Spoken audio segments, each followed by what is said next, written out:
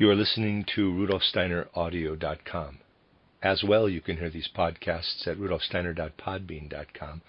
Please consider becoming a patron. As well, there are two publishing houses, SteinerBooks.org in America and RudolfSteinerPress.com in England, which are the sole publishers of Steiner into English and have given me permission to do these recordings. Please consider patronizing them as well. This is a reading of Collected Works, Volume 144 by Rudolf Steiner, entitled The Mysteries of Initiation, From Isis to the Holy Grail, 4 lectures given in Berlin between the 3rd and the 7th of February, 1913. It's a revised translation by Charles Davy. Lecture 1, given in Berlin on the 3rd of February, 1913.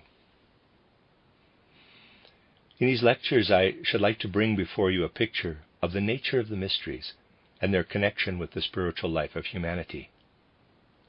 First, by way of introduction, we must come to an understanding with regard to various experiences on the path to the higher worlds. We shall have to bring forward things that, in a certain connection, have already been touched upon in the course of our anthroposophical studies, but during the next few days, we shall need certain points of view which may have so far received less attention, at least in their necessary setting. Everything that belongs to the mysteries, in their true nature, is founded ultimately on the experiences of initiates in the higher worlds. It is from the higher worlds that the knowledge and the impulses for practical training in the mysteries have to be brought. We have often emphasized that human evolution in different regions takes on different forms in successive periods. And so is it with everything that we call the nature of the mysteries.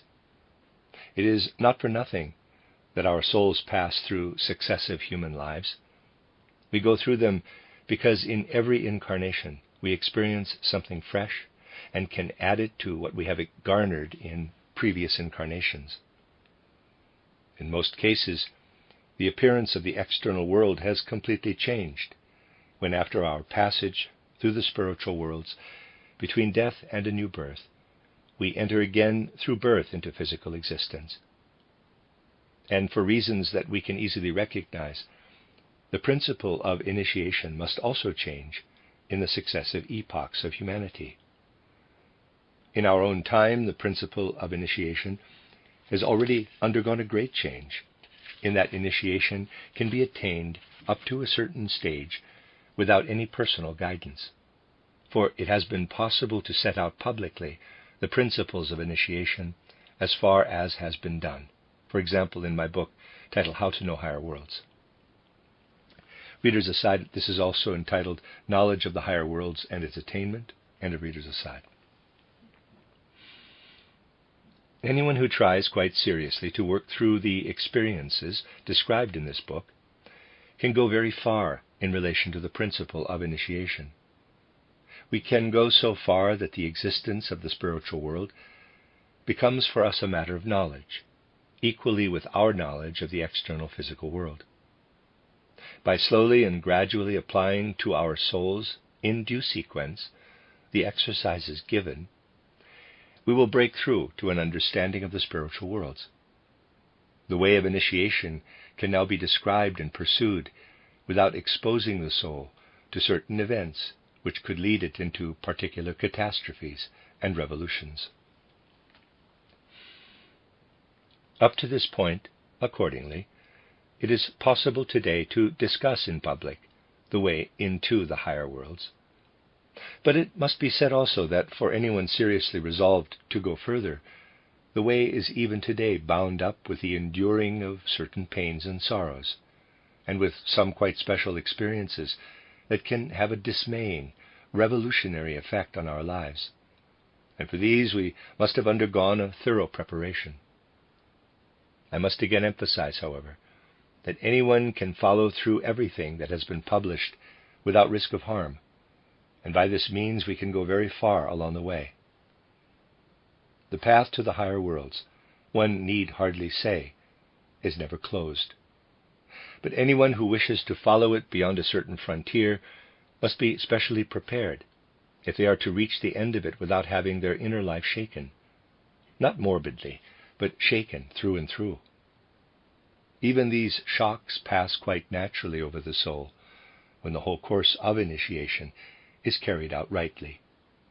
But it is very necessary that it should be carried through in the right way. Now, we must understand clearly that if anyone wants to plunge into the mysteries, everything in his life of soul must gradually become different. The change can be characterized in a few words by saying, for anyone wishing to penetrate the mysteries, the aims and goals that figure in ordinary psychic life must all become a means to higher purposes, higher goals. In ordinary life, we perceive the external world through our senses. We perceive it in colors, forms, and sounds, and other sense impressions. We live within this world of sense impressions. At the moment when initiation is to enter a certain stage, we must not simply experience blue or red or any other colors all the time. Without losing these experiences, we must learn to make them a means to higher ends. In ordinary life, we look out on a clear day into space and see the blue sky and enjoy the sight. But if we want to be an initiate of a certain degree, we must come to the point of being able to see the blue of the heavens as completely transparent. While normally it is a limit or boundary, it must now become transparent, and we must be able to see what we want to see through the blue sky. For us, it must no longer be a boundary. Or let us take a rose. For external vision, the surface of the rose is bounded by its red color. At the moment of initiation, the red color ceases to be a boundary. It becomes transparent, and behind it appears what is being sought. The color does not cease to produce its own natural effect, but initiates perceive something different when they look through the blue sky, when they look through the red of the rose, and again when they look through the rosy dawn, and so on. The color is experienced in a quite definite manner, but for unmediated vision it becomes transparent and is eliminated by the force within the soul that has been acquired through the training that leads to clairvoyance. So it is with all sensory impressions. Whereas previously they were in themselves a complete experience, after initiation they become merely a means of experiencing what lies behind them. Thus it is with the whole world of thought. In ordinary life we think. I beg you not to misunderstand this in any way.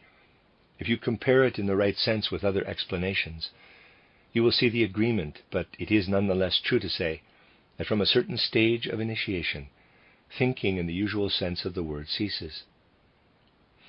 It is not that initiates could ever come to a time when they would regard thinking as of no significance, but instead of being the aim and object of the life of the soul, thinking must become merely a means to an end.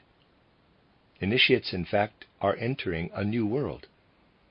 In order to experience this, it is necessary for them, besides other things of which we shall have to speak, to pass beyond the standpoint of ordinary thinking on the physical plane. When we live on the physical plane, we judge things and form opinions about them. After a certain stage of initiation, these opinions no longer have any meaning or value. But as we are speaking about regions of the life of the soul, so different from those to which we are accustomed, I must point out that it is very easy for misunderstandings to arise. When this stage of initiation, which I shall have to describe later on, is reached, then, as a rule, a person will have to lead a kind of double life. For in everyday life it is impossible not to reflect and form judgments upon things. On the physical plane we are forced to form judgments and to think. Suppose you were sitting in a train and were not thinking. You would go past your station. It could even happen that although an anthroposophist ought to take care of his membership card, a thoughtless person might leave it lying about, which would be against all the principles that should be observed in looking after it. Well, life is such that we must use our judgment and reflect. But with this attitude toward judging and thinking, we cannot attain to the higher worlds. A mixing of the two attitudes may occur. One can be so absorbed in the urge to reach the higher worlds as to be guilty of such a lapse of memory as I have just mentioned. However, on the whole, it should certainly be possible to keep these two things apart: a truly sound power of judgment for the physical plane, holding all life's duties in view, and at the same time never forgetting that what we develop so assiduously for the physical plane can be only a means to an end where the higher worlds are concerned. Thoughts, ideas, and judgments must be for aspirants to initiation what colors, for example, are for painters. For painters, they are not an end in themselves, but rather a means of expressing what they want to say in their picture. In ordinary physical life, thoughts and ideas are an end in themselves. For initiates, they become the means of expressing what they experience in the higher worlds. This stage can be reached only when a certain attitude of soul toward our personal views and opinions has been acquired. Persons who have any preference for one view or another, who still prefer one thing or another to be true, cannot enter the stage of initiation referred to here. Rather, only those who esteem their own views as little as they do those of others, and are prepared to set aside their own opinions and to observe quite objectively what is really there. In general, one of the greatest difficulties of inner experience is to get beyond the standpoint of opinions and points of view. Here we touch upon certain difficulties that may arise in living together with other people when we are seeking to follow the path into the higher worlds. Anyone who is seeking this path, or has already arrived at a certain stage on it, will take an attitude toward many things in life through the condition their soul has attained, which will be different from the ordinary one. Above all, they will reveal the characteristic of knowing quickly, let us say, how one ought to behave in this or that circumstance of life. Then perhaps they are asked by those around them, why should we do that? Certainly, when they can appreciate the other person's point of view, they will always be able to account for this why. But first they will have to come down from the level where they see in a flash what has to be done, and take their stand beside the person, forcing themselves to follow the train of thought of ordinary life, in order to show what proof there is for what they see through in a flash. This rapid comprehension of widely varying and complicated circumstances of life is a phenomenon that accompanies the faculty of rising above personal opinions and views and standpoints. Apart from this, we must seek to attain what is connected with various other inner moral qualities. Of these we shall have to speak later. We will point now to only one quality to which we have often alluded. It is fearlessness. For we must bear in mind that when the entire life of the soul is reduced to being a means, instead of ranking as an end in itself, the experiences into which one enters are transformed. In the first place, there will be a quite new mode of experiencing. One is indeed entering into the unknown, and this is at first always accompanied by conditions of fear. And because the whole experience takes place in the intimate depths of the soul, the state of fear may lead to all kinds of inner psychic experiences. Hence, the preparations for the path into the higher worlds involves the achievement of a certain fearlessness. We have to win this fearlessness by means of very definite meditations. It can be done. Only, generally speaking, people lack sufficient perseverance with the kind of meditations required. A good meditation is to give oneself up again and again to the thought that knowing about something makes no difference to the thing itself. If, for instance, someone were at this moment to know that something bad is going to happen in an hour's time, and that nothing can be done to prevent it, their knowledge of it would probably cause them anxiety and fear. But their knowledge does not alter the thing in the least. Hence the fear and anxiety are entirely futile. It is a futility to which all souls quite naturally give way, a folly which assuredly would assail anyone at a certain stage of initiation if our training had not prepared us for fearlessness, by requiring us to say to ourselves again and again, is anything at all altered by the fact of knowing about it? Meditants who have worked up to certain stages of initiation then come to a very remarkable piece of knowledge, the knowledge that in a certain sense things are in a bad way with regard to their inner being, their own human soul. Beneath the threshold of the consciousness, there is indeed something that we would wish to be different, judging by the opinions of ordinary life. In a certain respect, it is something quite terrifying. And it would be in the natural order of things that if we were to be led unprepared into the depths of our own souls, we would get an incredible shock. One must prepare oneself, then, by an ever-repeated meditation on the thought, things cannot be altered by knowing about them. Of a truth, the thing that is terrifying in the subliminal regions of the soul is not called forth only when one approaches it and looks at it. It is always there, even when we are not aware of it. But through constantly repeated meditation on the thought that things cannot be altered by knowing about them, one expels a great part of the fear that must be got rid of.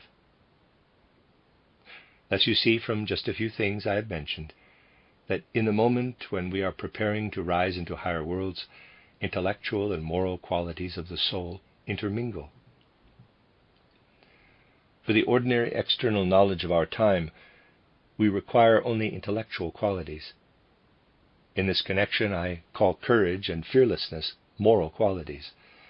Without them, certain stages of initiation cannot be reached. Whether we are speaking of Eastern mysteries or Western mysteries, all have certain stages in common. Hence, for all mysteries, certain expressions have a valid meaning, and can be rendered somewhat as follows. Every soul that wishes to attain to a certain stage of initiation and the mysteries must go through certain experiences. The first can be called, quote, coming into contact with the experience of death, close quote. The second is, quote, passing through the elementary world, close quote.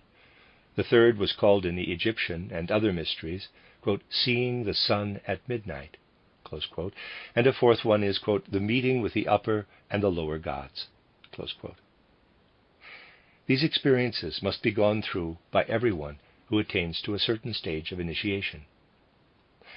Through inner experience, they must come to know what these phrases mean, and must be capable, so to speak, of living in two worlds. The actual world in which we live today, the world of the physical plane, and a world in which we can live only when we know what is meant by having, quote, come into contact with death, close quote, by having, quote, gone through the elementary world, close quote, by having, quote, seen the sun at midnight, close quote, and by, quote, meeting with the upper and the lower gods, close quote. To come into the vicinity of death. The point here is that in this waking condition between birth and death, we really live continually, insofar as we live consciously, in all that concerning which I have just been saying. It must be overcome, must become for the initiated a mere means to an end. Let us try now to be quite clear as to what we live in while we are on the physical plane.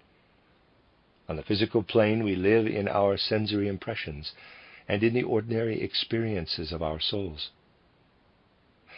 All this must become merely a means as soon as we enter into the mysteries. What then remains over and above what we feel ourselves to be in ordinary life? Nothing remains. Everything sinks down into a reality of secondary degree. We must lay aside all our usual experiences, both of an inward and of an outward nature. Only think, the blue vault of heaven becomes transparent, is no longer there. All boundaries produced by color on the surface of things vanish, are no longer there. The sounds of the physical world cease, are no longer there. The experience of touch ceases, is no longer there. I beg you to take notes that this becomes actual experience. Thus, for example, the feeling, quote, of standing with our feet on solid ground, close quote, which is nothing else than an expression of the sense of touch, ceases, and we feel as if the ground had been taken away from under us, and we were standing upon nothing. But we cannot draw back and cannot rise. So it is with all impressions of the senses, with everything for which the physical body is an instrument. All that we go through in our normal life, between waking and sleeping, is brought about through the instrumentality of the body, and all this ceases. A condition from which we are preserved in ordinary life now actually occurs. The condition that would come about if someone, while sleeping, were suddenly to become conscious without waking up again in his physical body. This is not a condition reached in ordinary dreams. The dream is in a certain sense an extra-physical experience, but the consciousness of it is so lessened that the person is not aware of being outside all physical experience. This intensity of consciousness, quote, thou standest outside all physical life, close quote, is not produced until initiation. During the ascent into the higher worlds, a moment comes when we confront our physical body, whose hands we can move during waking life, with whose feet we can walk, whose knees we can bend, whose eyelids we can open and shut, and so on. But now we feel as though our whole physical body were petrified, as though it were impossible to move our eyelids, our legs, our hands, etc.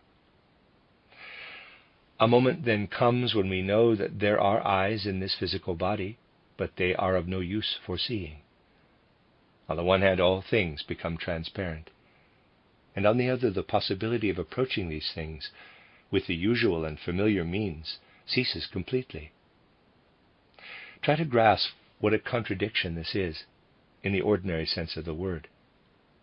When we prepare ourselves to reach this point, we find all things are, so to speak, transparent, that we see through everything. But at the moment when this begins, for example, when the heavens become transparent, the eye, EYE, ceases to have the power of seeing the blue vault of heaven at all. This means that the first moment in the mysteries consists of someone coming to the point when they overcome the method of perception by the senses, and also the act of thinking. But what they should thereby attain is at the same moment taken from them. We have worked our way through to the moment where something quite new is given to us. We reach precisely the moment in which this new thing comes to meet us. But in this very instant, it is also taken away. We now know nothing but, quote, thou hast won thy way through in such a manner that thou standest before the higher worlds, and now in that very moment they are taken from thee, close quote. Picture this experience to yourselves, and you have the moment that has been designated in the mysteries of all the ages as, quote, the approach to the gate of death, close quote. For we now know what is meant by the words, the world is taken from you, that is, the entire world of impressions. And we know that we consist of nothing but these experiences of inner impressions. For in reality, there exists nothing but these experiences, these inner impressions. As soon as we fall asleep, when all impressions cease, we normally fall into unconsciousness. This means that we live in our impressions. Now we overcome these impressions of ordinary life. We know that we have progressed so far that we can see through everything. But at this moment a new world is taken from us. We shall have to speak more in detail on this point, but first we want to make still clearer what is meant by the expressions used. In face of this unavoidable halt, with no way of getting further, the only deliverance lies in having developed our inner lives in advance of the actual moment, to such a degree that aspirants are able to carry with them the only thing which it is at all possible to take beyond that point. They must come to the point where the external world actually denies them all power.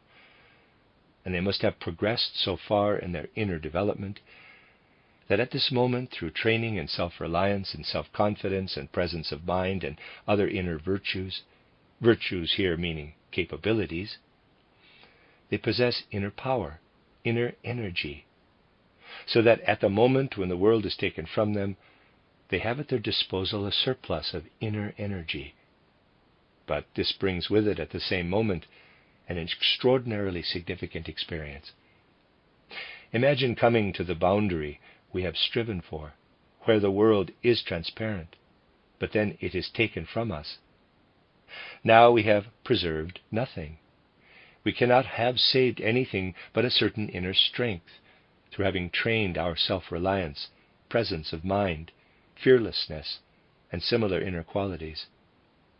Thereby we come to the significant experience, one that forces itself upon us. Quote, "Thou art alone in the world. Thou art quite alone in the world." Close quote. And then comes an experience which I cannot indicate otherwise than in the words, "Thou alone art the whole world."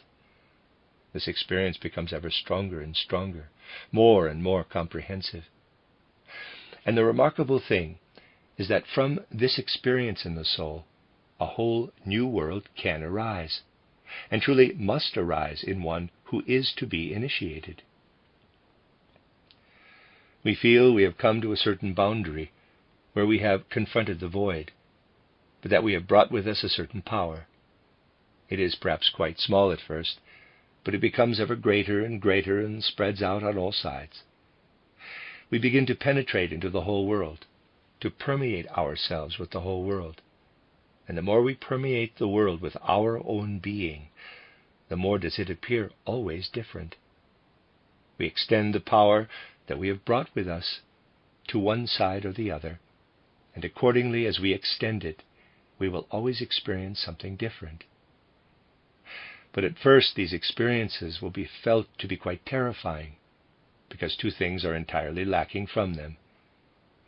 At a certain stage of knowledge, the lack of these things may not seem dreadful before it is experienced, because in the ordinary experience of the physical plane, the thing is always there, and we first get a real idea of it only when it is no longer there. One thing that ceases is every feeling for physical materiality. Everything material has disappeared into indefinite nothingness, the void. It is not there.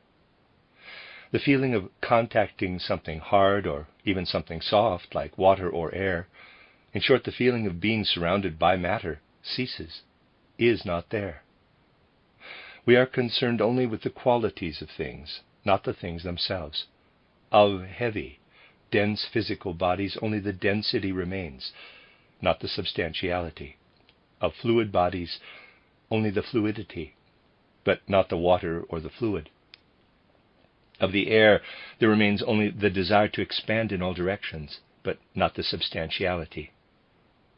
We grow into the qualities of things, but with the feeling that we are growing only into the qualities, that the objects have vanished, all materiality has gone. This is one thing that ceases. The other thing that ceases for the aspirant at this stage of experience is everything connected with what in ordinary physical life we call sensory perception. This follows from what has already been described. Nothing makes an impression on us, but we are ourselves everything. The only impression that remains is, at the most, that of time. Quote, "Now art thou not yet anything, and after a while thou wilt be something." Close quote. But as for having objects external to ourselves, which are present elsewhere, and make an impression on us, nothing like that remains. Either we are something ourselves, or nothing at all is elementary there. Everything we encounter becomes ourselves. We become submerged in it, become one with it, and finally we become as great as the world that is at our disposal. We become one with it. Am I picturing actual experience? It is what is generally known in the mystery centers as, quote, experiencing the elementary world, close quote. The aspirants have risen beyond mere contact with death, but they are, so to speak, an undifferentiated unity with the whole world that is available to them. There are now two possibilities. Either the preparation was good or it was not good. If it was good, then the aspiring initiates, after having poured themselves out to a certain extent over the world, must have so far progressed that they still have surplus strength. In that case, you see that I am describing today from a different point of view things I have often described, but we now need this other point of view, that certain energies which had previously been sufficiently developed, then they now have the following experience. Whereas in the ordinary world one confronts an object, gazes at it, and the object makes an impression on the eye so that one then knows something about the object, EYE, when the point of initiation that has just been described is reached, such a thing no longer happens. For the aspirant is not concerned with the reproduction of the ordinary world, but from a definite point onward they must now have sufficient forces at their command to pour out more of themselves. Thus, after we have spent force enough in becoming one with the world, we must now have sufficient strength to spin forces out of ourselves as the spider spins a web. You see how the whole process of the mysteries shows the importance of developing strong inner energy in the life of the soul. For we must have large reserves in order that all this may take place. Then the following may happen. Aspirants naturally have no physical eyes, for they belong to the physical body, and they have long left this behind. But because we have poured out something from ourselves and can pour out still more, as the spider spins her web out of herself, something akin to organs is built up, and we can discern that together with what we are ourselves producing, something absolutely new appears. Things present themselves not as if, for instance, I had my watch here and my eyes there, but as if the eyes were to send out a ray which formed itself into a watch, so that the watch was there through the activity of the eyes. It is not a matter of constructing or creating a subjective world, but of spinning psychic substance out of ourselves, and the higher worlds we are beginning to live in have to choose this indirect way in order that we may be able to confront them and recognize them. They must first infiltrate our own psychic substance that we have placed at their disposal. In the physical world, things confront us without our cooperation. In the higher worlds, nothing confronts us unless we first place our own psychic substance at its disposal. That is why it is so difficult at this point to distinguish the subjective from the objective. For what we spin out of our psychic substance is bound to be entirely subjective, and whatever uses our psychic substance in order to become perceptible is bound to be entirely objective. I have brought forward these things so that you may experience a definite feeling that all training in the mysteries consisted preeminently in a strengthening of the energies of the soul. That was the important thing, to make the soul powerful, strong, and energetic. From the outset, candidates for initiation had to give up the hope that anyone would hand them the objects and entities of the higher world as though on a platter. They had first to develop themselves, point by point, toward the higher worlds. Nothing without effort, absolutely nothing without effort. So it is for everything that has to be reached individually in the higher worlds. So it is for everything that has been reached in the course of human evolution with regard to the higher worlds. Let us suppose that some being, Moses, for example, was to be incarnated in the course of human evolution, and had to work upon this evolution through his spiritual power. It would be childish to suppose that nothing now needed to happen except that human evolution would proceed on its way, and that at some point or other in its course, heaven would send Moses. Moses is now there, We know that he is Moses, and need only carry out what was being done when Moses came. If Moses had been sent anywhere in this way, the result could only have been that those around him would not have recognized him. The point is not that this or that external personality was there, but that a number of persons should be capable of judging what spiritual being lived in this particular personality. One would never have needed to tell these persons, quote, "This one or other is Moses," close quote. One would have needed only to prepare one's soul in the proper way. Then one's soul, without being told, quote, "This one or other is Moses," close quote, would have known that this was the particular spiritual being who was to be recognized as a certain person. This, then, is what we have to recognize, that the path into the higher worlds is bound up with an energizing, a strengthening of the inner powers of the soul.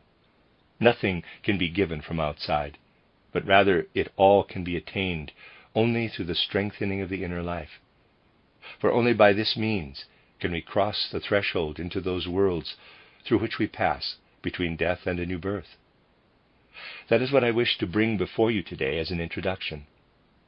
Tomorrow we will go further by describing, first of all, what the worlds are like between death and a new birth, and in how far it has become necessary and important that through the mystery something should be communicated to us during our physical life concerning the knowledge of these higher worlds. The end of Lecture 1.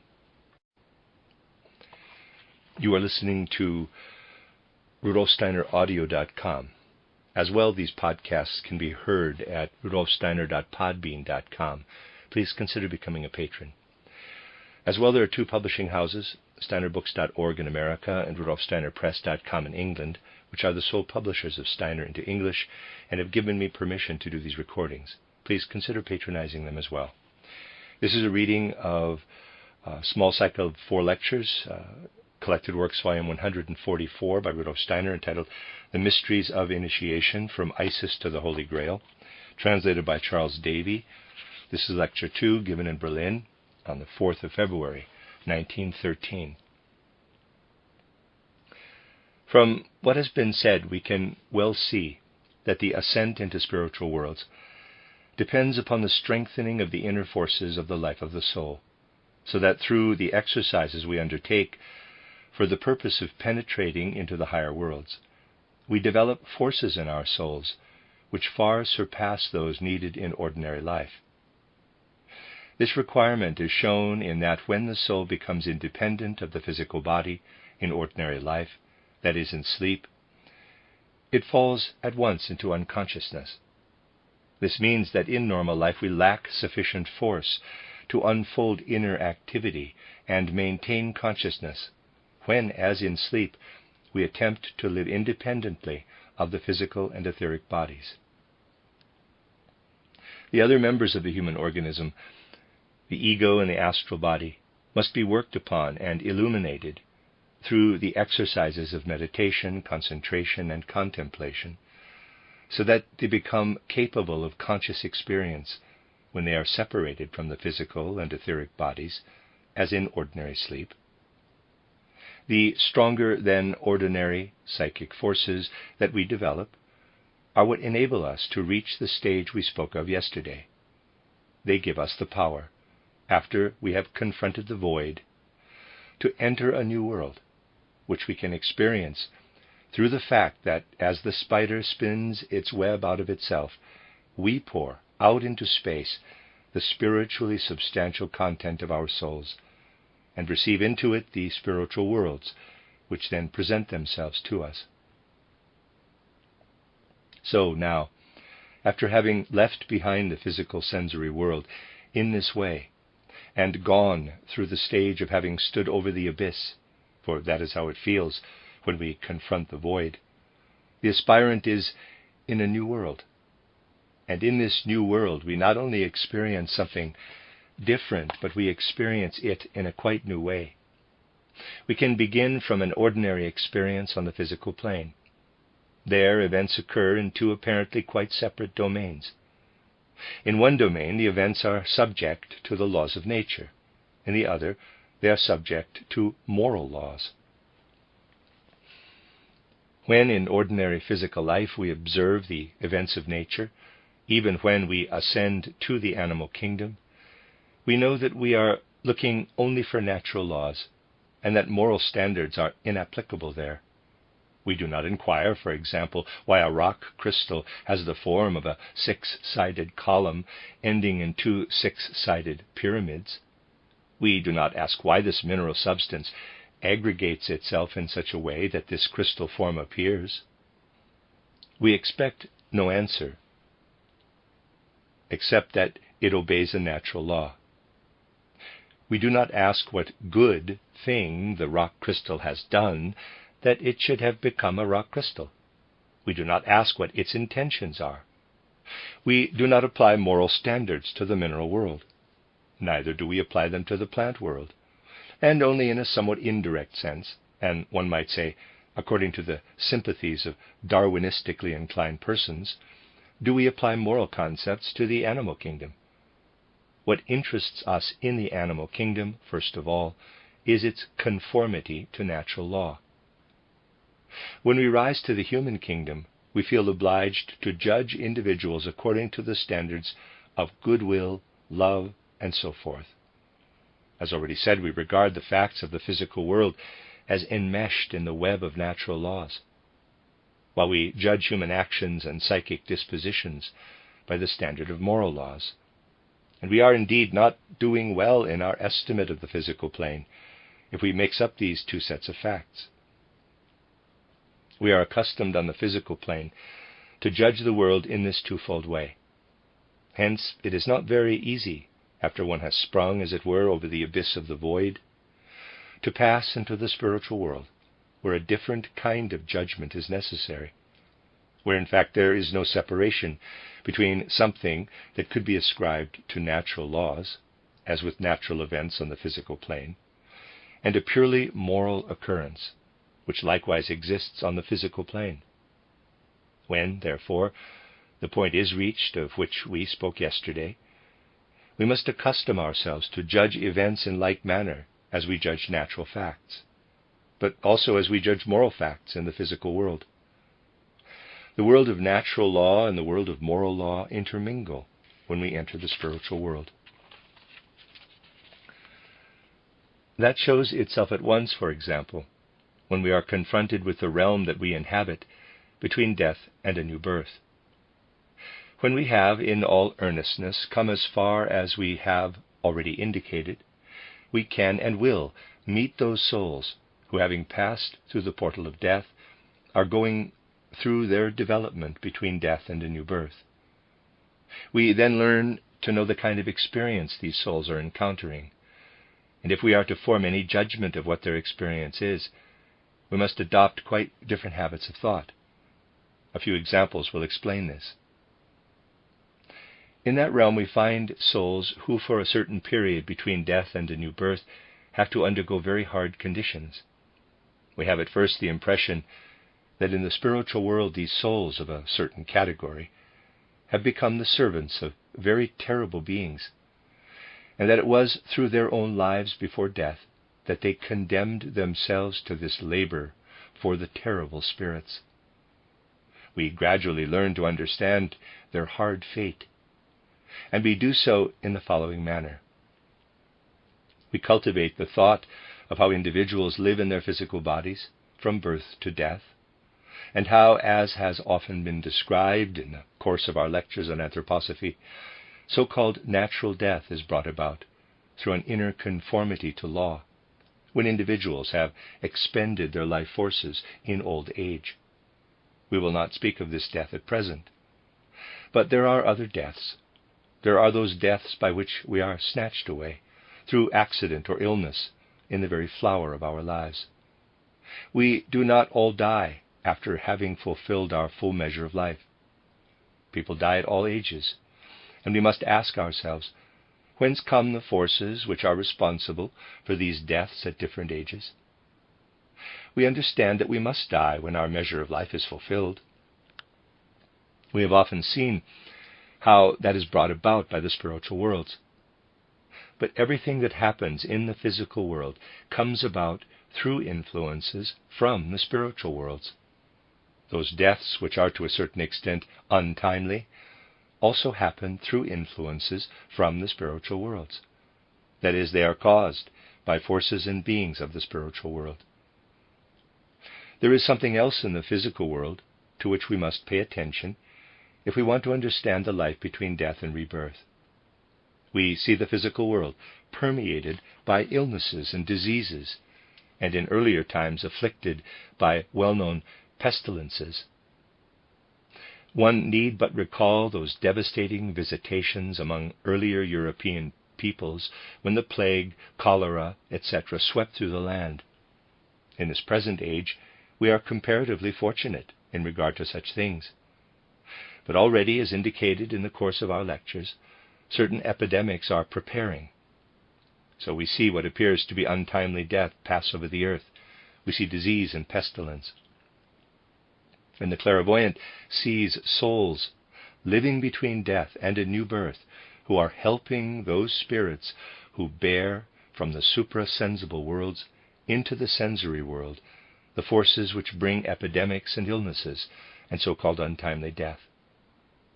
It makes a terrifying impression to perceive how, during certain periods of their lives, between death and a new birth, human souls have become servants of the evil spirits of illness and death, and have condemned themselves to this servitude.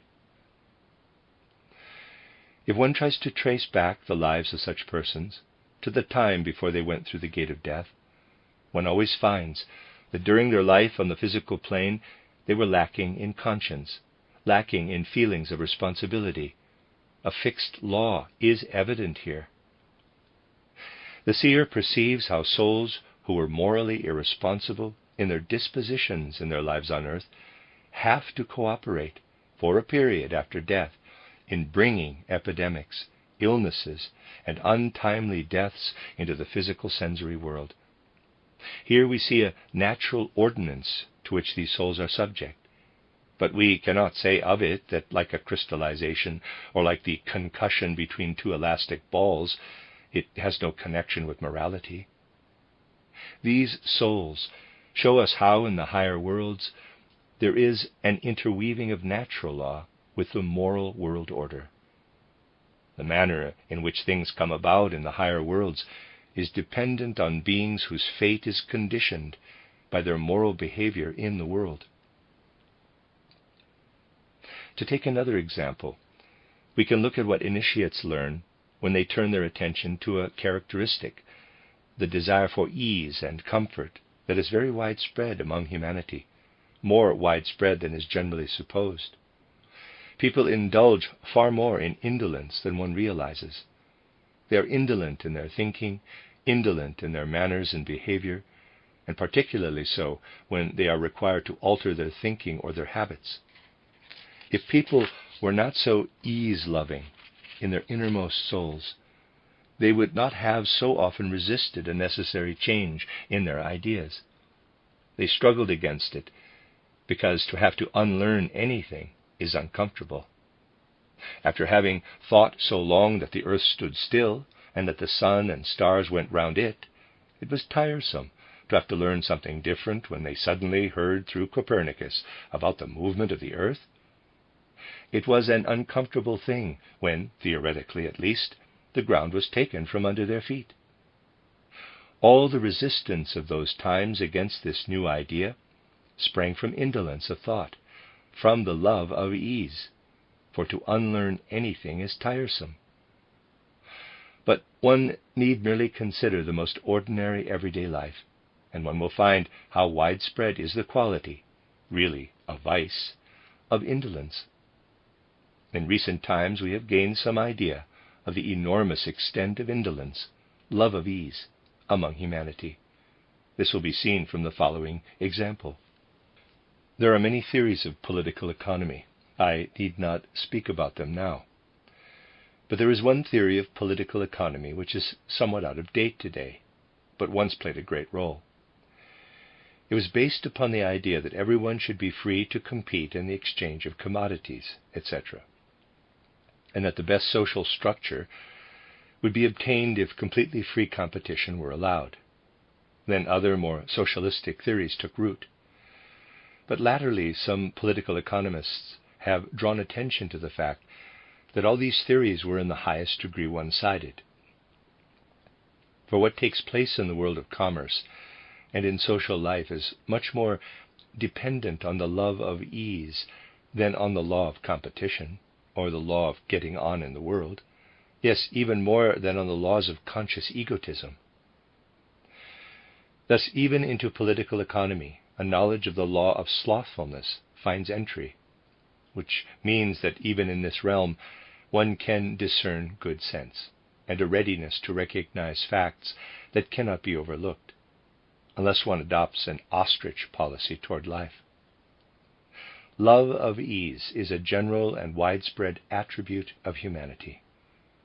And if one follows up after death the souls who were subject to it, one sees how this love of ease persists, and how for a certain time after death these souls have to live in a region where, as a result of indolence, they become servants of the god or gods of opposition, those gods who place particular obstacles in the path of evolution. And these again are spirits under the rule of Ahriman. Ahriman has various things to do. One of his tasks is to conduct out of the spiritual worlds into the physical world the forces which call forth opposition in physical life. Thus humans are, on the one hand, ease-loving, but on the other hand, the fate of lovers of ease is such that when they want to do anything, they run up against a general cosmic law. Obstacles are everywhere. And even if they are not in the grotesque form once pictured by a German poet, they are there in the most tragic guise. He called them the, in quotes, malice of things. This malice of things is especially apparent when, for instance, a preacher in the pulpit is in the midst of a tremendously long tirade and a fly alights on his nose, causing him to sneeze violently. That is the malice of things. But it appears first in full force when persons who, in this sense, are the children of misfortune, are exposed to it at every step. Friedrich Theodor Fischer once wrote a novel in which someone was continually exposed to this malice of things. In truth, these things rise from the grotesque to the tragic. All such obstacles are directed from the spiritual worlds, and the Lord of opposition is Ahriman. Souls that are lovers of ease make themselves into servants of Ahriman for a certain time between death and a new birth. On the whole, it is not so terrible to see the punishment of the devotees of ease as it is to see the souls who are living in servitude to the spirits of illness and death. But it shows again how moral and natural laws intermingle as soon as we come into the higher worlds. Such are the experiences that are undergone when one has come to the point described yesterday. And one has to go through these experiences in order that one may also experience other necessary conditions. We shall see later why necessary. And so may advance still further in regard to higher experiences. This matter of ascending into the higher worlds is not such that one can say, "Today you are beginning your ascent into the higher worlds, and then you will mount upward stage by stage." For one who wants to become an initiate, things go forward unnoticed in relation to external happenings, amid the affairs and events of ordinary life. We do indeed come stage by stage into the higher worlds, but from this sojourn in the higher worlds we must again come forth and live in the ordinary world. From the experiences in the spiritual worlds, however, we bring along something into the physical world. We realize after we have become initiates that while moving around in the physical world we are endowed with feelings and perceptions other than those pertaining to anyone who is not a seer.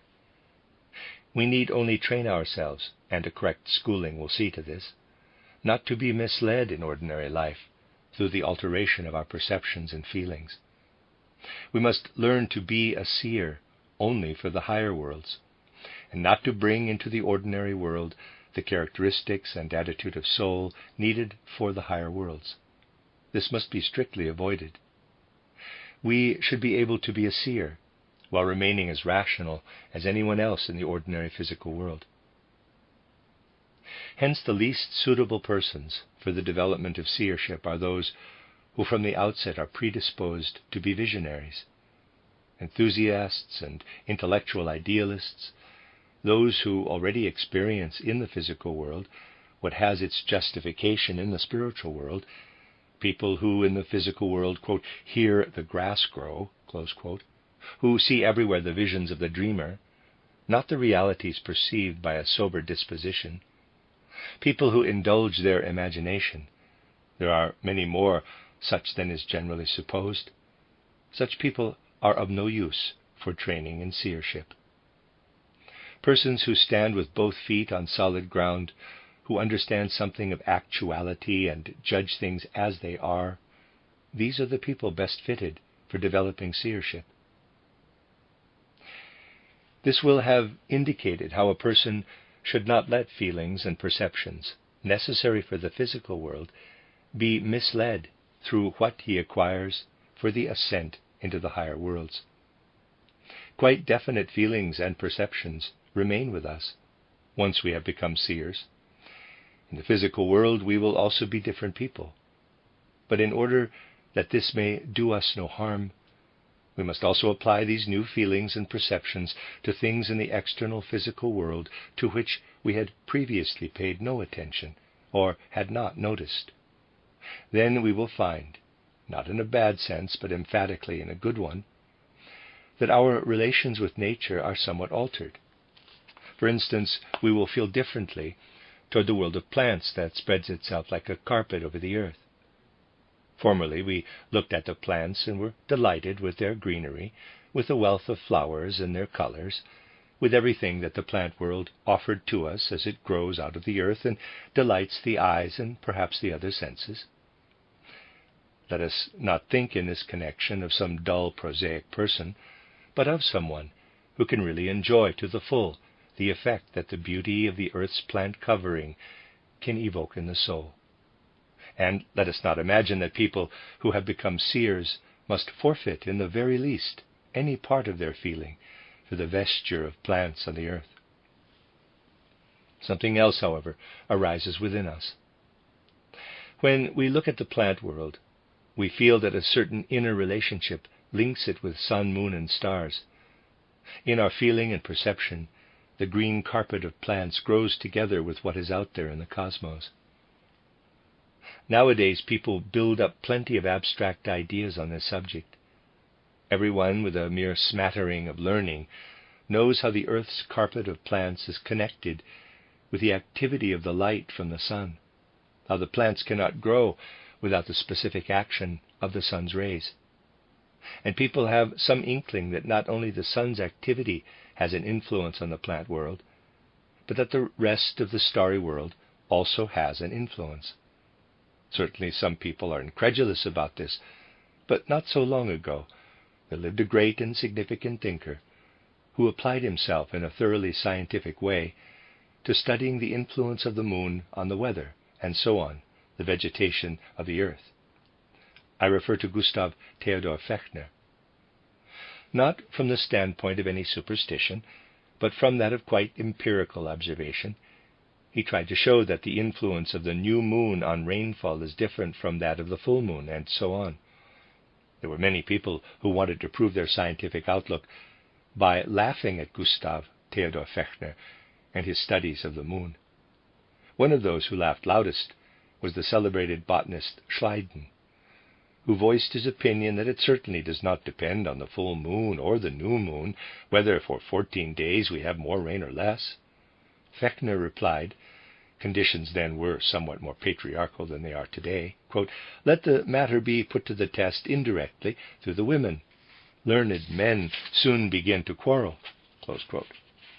Now, the two wives, Frau Professor Schleiden and Frau Professor Fechner, always put out tubs in their Leipzig backyards to catch rainwater for washing. Fechner proposed that Frau Professor Schleiden should put out her tubs at new moon. while his own wife put out hers at full moon, and they would soon see in which period the greater quantity of rain would fall. And behold, Frau Professor Schleiden was by no means in agreement with her husband, for she caught the smaller quantity of rainwater. Thus, ironically, one might say, a decision was reached, though we would not want to attach any value to it now. Later on, however, it will emerge that sunlight, the heat of the sun, and also the other stellar influences, all have effects on the plant world. At first this is theoretical knowledge, but the clairvoyants have direct perception of how influences from the earth interact with those from stellar space. They regard them ultimately as one, and they feel as a vital occurrence the pouring out of the sunlight upon the vegetation of the earth, and again the withdrawal of the sunlight. They feel how it is with the plants when the sunlight is withdrawn from them. As one feels sympathy with the child that is very much attached to its mother when the mother is removed from its sight for a while, so does the seer feel sympathy when the sunlight is withdrawn from the plants. This sympathy with the plant world is an experience that comes to initiates, so that when they have reached the point spoken of in the preceding lecture, they acquired perceptions of such a kind that they become participants in the relations between earth growth and plant growth, and the sun and stars. Through the birth of this feeling, we are adapted for feeling something else besides. We can feel this something when we return into the physical world from the spiritual world and look, for instance, at a waking or sleeping person. Also, when we have, so to speak, laid aside our clairvoyant gift and see only the physical world and the sleeping person, then too the feeling comes that the sleeper has been forsaken by something. This is very similar to the feeling one has when, for example, in autumn, the relation of the sun's rays to the earth's vegetation changes in the usual way. Quite similar are the feelings toward nature, now forsaken by sun and stars, to the feelings toward the human organism, forsaken by its ego and astral body. Now, one has the specific experience that in this respect we are independent of our relation to the physical heavens, whereas the growth of plants is dependent on this relationship. Concerning the plants, we know that they cannot go to sleep as they like. Owing to their inner constitution, they must wait until the sun sets in the evening, or until autumn comes. Concerning humans, we know that in our time, and especially under our conditions of civilization, we are no longer in the least guided by the sun. For instance, if we had to guide ourselves by the sun as do the plants, we could not be assembled here together. The transition, which for the plants is so strictly ruled by the course of the sun and stars, has no influence on us. Certainly, if we come into primitive rural conditions and see how not only the fowls but also the village folk go to sleep at a certain time and wake at a certain time, we feel as if there were something of a plant-like connection between human beings and the course of the sun and stars. But we have to conclude that in the course of evolution, humans have emancipated themselves from the cosmic course of events. With our physical and etheric bodies, we are able to come into the situation which the plant comes to through the position of the sun and stars. We come to it through inner conditions. I will not say by dint of inner free will. We can have our afternoon nap through our own inner condition. That is, we can come out of our physical and etheric bodies. The plant cannot have an afternoon sleep at will. It has to regulate itself entirely in accordance with the course of the stars. But what are we when, as physical and etheric bodies, we lie asleep, with our astral bodies and our egos outside? Our physical and etheric bodies then have the value of the plant. A physical and an etheric body are what the plant has.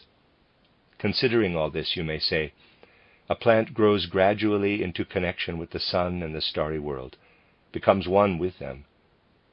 Hence we must direct our feeling from the plant to the world of the stars and sun. This same direction of feeling applies to the sleeping man, who also consists of physical body and etheric body, and has the value of a plant in relation to his ego and astral body. For these, quite independently of the sun's position, are outside his physical and etheric bodies when he sleeps, just as the physical sun is outside the physical body and etheric body of the plant. What I have here explained to you is experienced by the seer.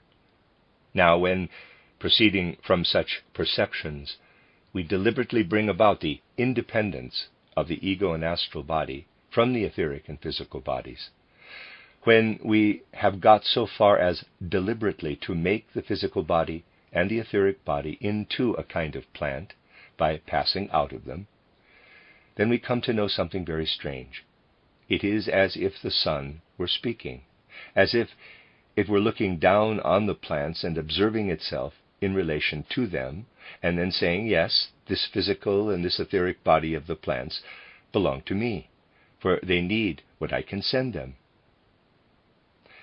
Exactly as the sun might speak to the plant growing below, so can the ego of a person say of his physical and etheric bodies, quote, they belong to me as the plant does to the sun. I am like a sun to the physical and etheric bodies, close quote. A sun to the physical and etheric bodies. So do we learn of necessity to speak of our ego. And just as we learn to speak of our ego with reference to our physical and etheric bodies, as the sun would speak to the plant, so do we learn to speak of our astral body as the moon, and also the planets, would have to speak to the plant.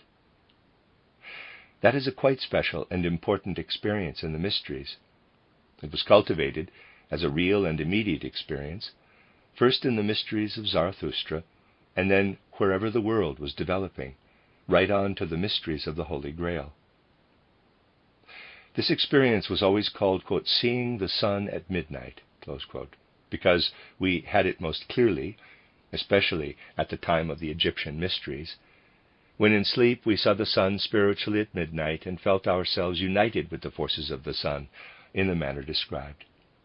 It was an experiencing of the solar element in our own ego, as a solar force that shines upon the physical and etheric bodies. This then was a third experience, common to all the different mysteries. Common to them all were and are the, quote, pressing forward to the boundaries of death, the experiencing of the elementary world, and now seeing the sun at midnight, close quote. But it must be clearly understood that at the moment when the seer feels himself isolated and as though sun-like or star-like in relation to his own etheric and physical bodies, he no longer feels the sun and stars only in their physical substantiality, but becomes acquainted with the spiritual beings and worlds belonging to them. The experiencing of the cosmos is an experience in the spiritual worlds. We have to be quite clear about that. Now, in order to rise up correctly into the higher worlds, and to have the experiences which correspond with the spiritual realities, it is important and necessary that we should first gain acquaintance with the quite different nature of the spiritual world as compared with the physical world. One learns enough of this when, as a seer, we can test and observe the consequences of indolence or of a lack of conscience for the experience of the soul in the time between death and a new birth, and much else besides. Through these things, clairvoyants must, so to speak, open out their souls for conditions essentially different from those on the physical plane. Only then are they ripe for gaining living experience of the spiritual cosmos, for recognizing the interconnection of the ego and the astral body with the cosmos. One comes directly to the experience that humans, in regard to the highest members of their being, belong not only to the earth but are at home in the whole cosmos. Then all previous theorizing is seen as a mere playing with words. We know then that every person, when we pass out of our physical and etheric bodies on going to sleep in the evening, enters into participation with cosmic forces. We seek strengths for ourselves out of the whole universe, and on reawaking, bring back the forces we have gathered during sleep in order to use them in the physical world. The connection with the cosmos is experienced at a quite definite stage of the mysteries. From this stage, we will proceed tomorrow. The end of Lecture 2. You are listening to RudolfSteinerAudio.com. As well, you can hear these lectures at rudolfsteiner.podbean.com. Please consider becoming a patron. As well, there are two publishing houses, steinerbooks.org in America and rudolfsteinerpress.com in England, which are the sole publishers of Steiner into English and have given me permission to do these recordings. This is a reading of Collected Works, Volume 144 by Rudolf Steiner, The Mysteries of Initiation, From Isis to the Holy Grail. 4 lectures, translated by Charles Davy. This is Lecture 3, given in Berlin on the 5th of February, 1913. When we of our time undergo an occult training, which leads us to such experiences as were described in the last 2 lectures, we enter by means of this training into the spiritual worlds, and there we experience certain facts and meet with certain beings. The phrase, quote, "to see the sun at midnight," close quote, is fundamentally only an expression for spiritual facts and for the meeting with spiritual beings who are connected with solar existence. But when we ascend into the higher worlds, we undergo certain experiences which one cannot describe otherwise than by saying we experience much that is significant in the higher worlds through such an ascent, but we also feel forsaken and alone. We feel that we can gather up our experience in some such words as these, quote, "much, very much you are seeing here, but the very thing you must long for above all else, after all you have gone through, that you are not able to experience," close quote. And we would like to question all the beings whom we meet after such an ascent concerning certain secrets we long to understand. That is the feeling we have. But all these beings who unveil much that is immense and powerful remain silent when we want to learn from them about those mysteries that we must now regard as the most important of all. Hence, individuals in our time, when they have mounted thus to the higher worlds, feel it to be, above all, painful that in spite of all the splendor, in spite of their meeting with those glorious beings, they have an immense emptiness in their inner life. And if nothing else were to happen, a protracted experience of this loneliness, this forlorn condition in the higher worlds, would finally bring about something like despair in our souls. Now at this point something can happen, and usually does happen, if the ascent has been undertaken according to the true rules of initiation, which may be a protection from this despair at first, though not permanently. Something like a remembrance may arise in the soul, or one might say a retrospect into far-off times of the past, a kind of reading in the Akashic record about long-past happenings. And what is then experienced, one cannot characterize these things except by trying to clothe them in approximate words, might be put in the following way. When as a modern individual you ascend into these higher worlds, you are met by forlornness, despair. But pictures call up for you long past happenings, showing you that in distant times humans ascended into the worlds into which you now wish to rise. Yes, from these pictures in memory, you may well come to recognize that in earlier incarnations your own soul took part in what these humans experienced when formerly they rose into the higher worlds. It might even appear that the soul of a present-day individual, in contemplating these pictures, looks at experiences of his own, passed through in times long since past. Then, in those remote ages, this soul would have been an initiate. In other cases, we would know only that our souls had been connected in times long past with those who, as initiates, had then risen into the higher worlds. But our soul now feels lonely and forsaken, whereas those once initiated souls did not feel lonely and forsaken in the same worlds, but experienced innermost bliss. We will recognize further that this was so because in those ancient times souls were differently constituted, and for this reason they experienced differently what they beheld in the higher worlds. What is it then that is really experienced? The experience now in question is such that it brings before the soul beings of higher worlds, who are working upon the sensory world from the supra-sensible realms. Beings are perceived, who stand behind our sensory world. Conditions are seen, such as were described yesterday. But if one tries to summarize all one sees, it can be characterized in some such way as the following.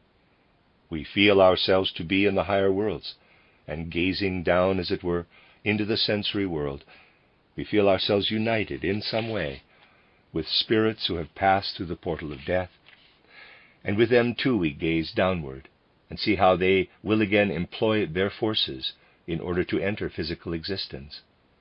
We look down and see how forces are sent out of the supra-sensible worlds in order to bring about the processes of the different kingdoms of nature in the sensory world.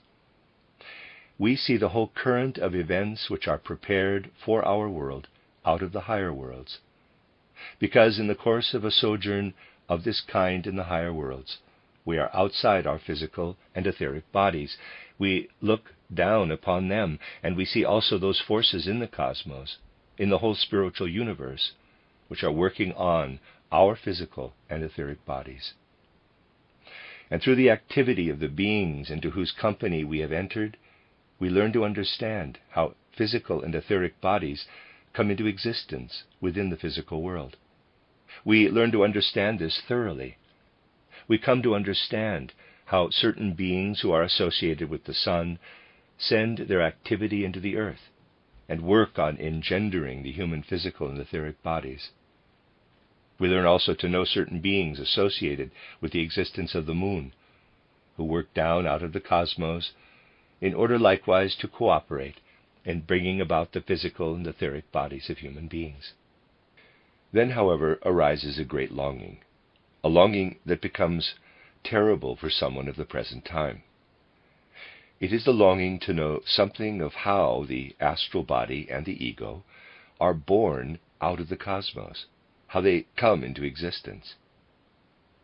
Whereas the seer can discern exactly how the physical body and the etheric body arise out of the forces of the cosmos, completely hidden from him is everything that could point to how the human astral body and the ego are brought into being. In deepest darkness and secrecy is veiled everything that has to do with the astral body and ego. Thus the feeling grows. What you are in your inmost nature, what you yourself really are, is veiled from your spiritual sight. And that in which you sheathe yourself when you are living in the physical world is disclosed to you precisely enough. All this is experienced by us in the present time, when we rise to higher worlds in the manner described. It was experienced also by those who in primordial times undertook the ascent. But they did not feel the great longing we have spoken of. They had no need to behold their innermost being, for they were so constituted that they felt a deep inward satisfaction in perceiving how the spiritual beings whose company they had reached were at work in building physical and etheric bodies on the earth. In contemplating how these beings worked down from the sun to accomplish this task, the souls who were initiated in past times found their highest satisfaction. It must be added that the work performed by these beings presented itself under a different aspect in those times, hence the satisfaction it could afford. In our time, the work appears in such a light that one asks, wherefore all this preparation of the physical and etheric bodies, if one cannot understand what these sheaths conceal? That is the difference between a person of the present time and someone of old. And the period in the past which was connected particularly with these experiences is that in which Zarathustra initiated his pupils and guided them up into the higher worlds. If aspirants were to be led up into the higher worlds in the same way today as they were by Zarathustra, they would feel the emptiness and loneliness to which reference has been made. In the time of Zarathustra, those who were to be initiated experienced the working of Ahura Mazda on the physical body and the etheric body, and in the unveiling of this wonderful mystery they felt bliss and satisfaction, for they were so disposed that they felt inwardly stirred when they saw how the sheaths, which we need if we are to accomplish our earthly mission, are brought into existence. In this way they found satisfaction. Thus it was with the Zarathustrian initiation. For the initiates could, quote, see the sun at midnight, close quote. That is, they were not looking upon the physical form of the sun, but upon the spiritual beings who are linked with the sun. They saw emanating from the sun the forces that play into the physical body. They saw how the forces which the sun is able to send forth mold the human head and form the different parts of the human brain. For it would be folly for anyone to think that a marvelous construction, such as the human brain, could come into existence merely through terrestrial forces. Solar forces must work into it. These forces bring together the complex involutions of the human brain, poised above the face. Engaged in this task are quite numerous beings. Zarathustra gave them the name of Amshaspans. They furnish the stimulus for the forces of the cosmos, which make possible the building of the human brain and the upper nerves of the spinal cord, with the exception of the lower 28 pairs of nerves. Then Zarathustra also pointed out how other currents flow from beings who are linked with the life of the moon. He showed how wonderfully the structure of the cosmos is adapted, so that from 28 groups of entities, IZs, as they are called, currents proceed which build up the spinal cord with its 28 lower pairs of nerve fibers. Thus are physical and etheric bodies formed out of currents which stream forth from cosmic beings. They were powerful impressions that the initiates of Zarathustra received in this way, and in receiving them as an expression of the work of Ahura Mazda, they felt an inner bliss concerning all that is thus accomplished in the world. If we moderns were to raise ourselves in the same way into the higher worlds, we would of course also be capable of wonderment. We too would be able to begin to experience the same bliss, but gradually we would pass on to the feeling that one cannot clothe in words other than these. Quote, what is the purpose of it all? I know nothing about that being who passes from incarnation to incarnation. I know solely about those beings who build up sheaths in each new incarnation out of the cosmos, but they build only sheaths. Close quote. That was precisely the essence of the Zarathustra initiation, its revelation of the connection between the earthly part of us and the life of the sun. It was characteristic of the time of Zarathustra that we were able to absorb into our occult knowledge those mysteries we have now described. Again, it was in a different way that souls in ancient Egypt entered the higher worlds at initiation. Souls, for example, who went through the Hermes initiation. We have already spoken about all these things, but in these lectures they will be presented in rather more detail than was possible previously. When in ancient Egyptian times souls were raised into the higher worlds through the Hermes initiation, then, as it must always be after initiation, they felt themselves to be outside their physical and etheric bodies, and knew that they were now within a world of spiritual facts and spiritual beings. The circuit of vision through which these souls were then led was wide. They were shown the individual beings and facts, as can happen also with the soul of today. But one must not think of it as though they went about on physical feet. It was their vision that was guided, as if a person's sight were to be led all round a region as wide as the universe. Thus it was in this initiation.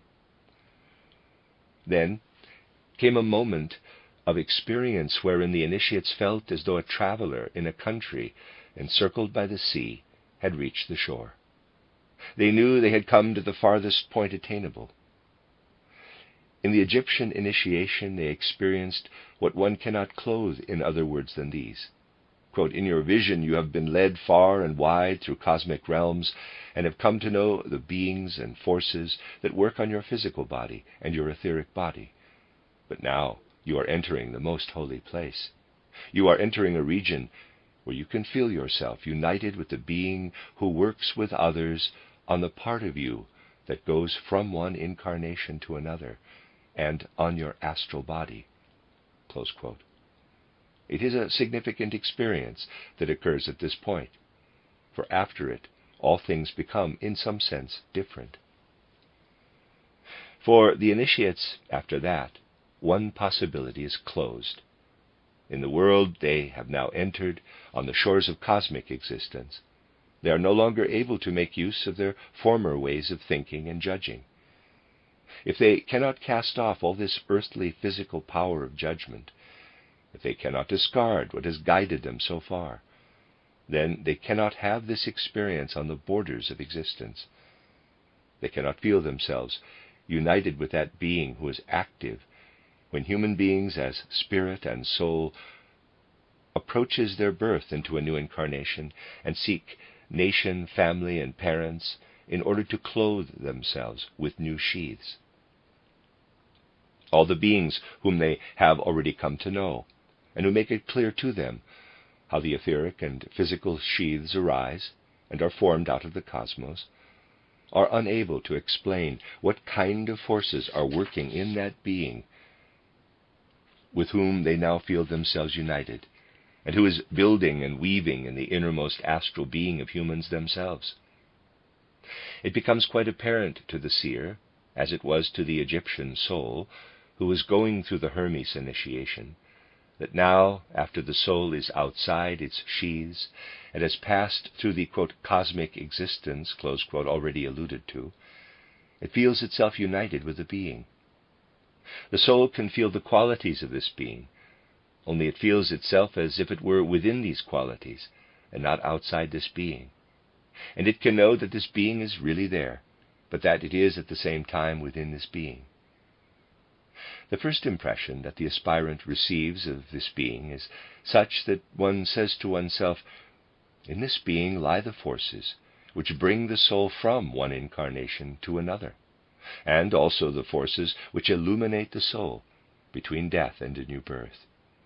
All that is there within."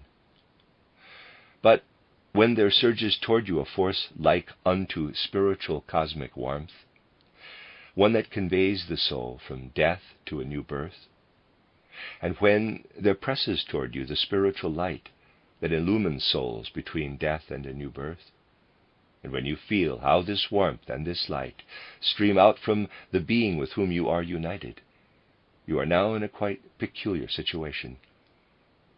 You have had to drink the waters of Lethe, to forget the art of understanding that formerly guided you through the physical world, to lay aside your former power of judgment, your intellectuality, for here these would only lead you astray.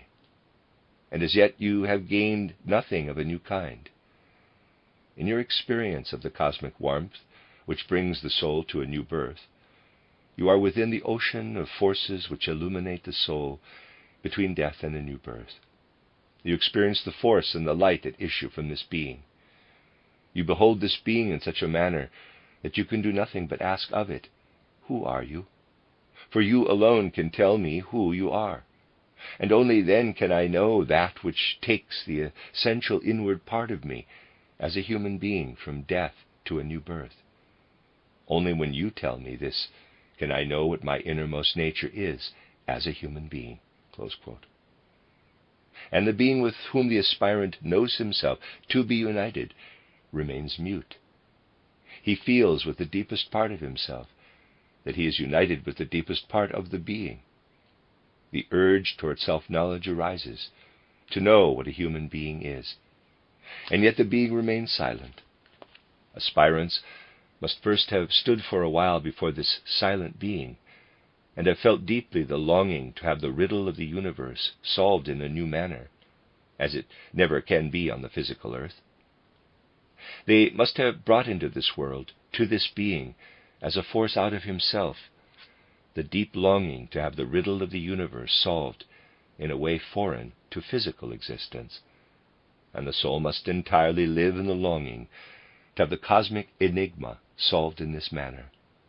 Then, when they have felt themselves united with the mute spiritual being, and have lived within it with longing for the solution that we have indicated, then they feel that there streams forth into this spiritual being with whom they are united the force of their own longing. And because this force of the aspirant's own longing for the solution of the riddle streams out into the spiritual being, after a time it gives birth to something like another being projected from it. But what is born is not after the manner of an earthly birth, as the aspirants know at once through their own vision. An earthly birth arises, in quotes, in time. It enters into the stream of time. But concerning the birth from this being, the aspirant knows it is born from this being. It has been born from this being since primordial times, always. And this birth continues from primordial ages up to the present. Only this natal process of one being from another has hitherto not been visible to us.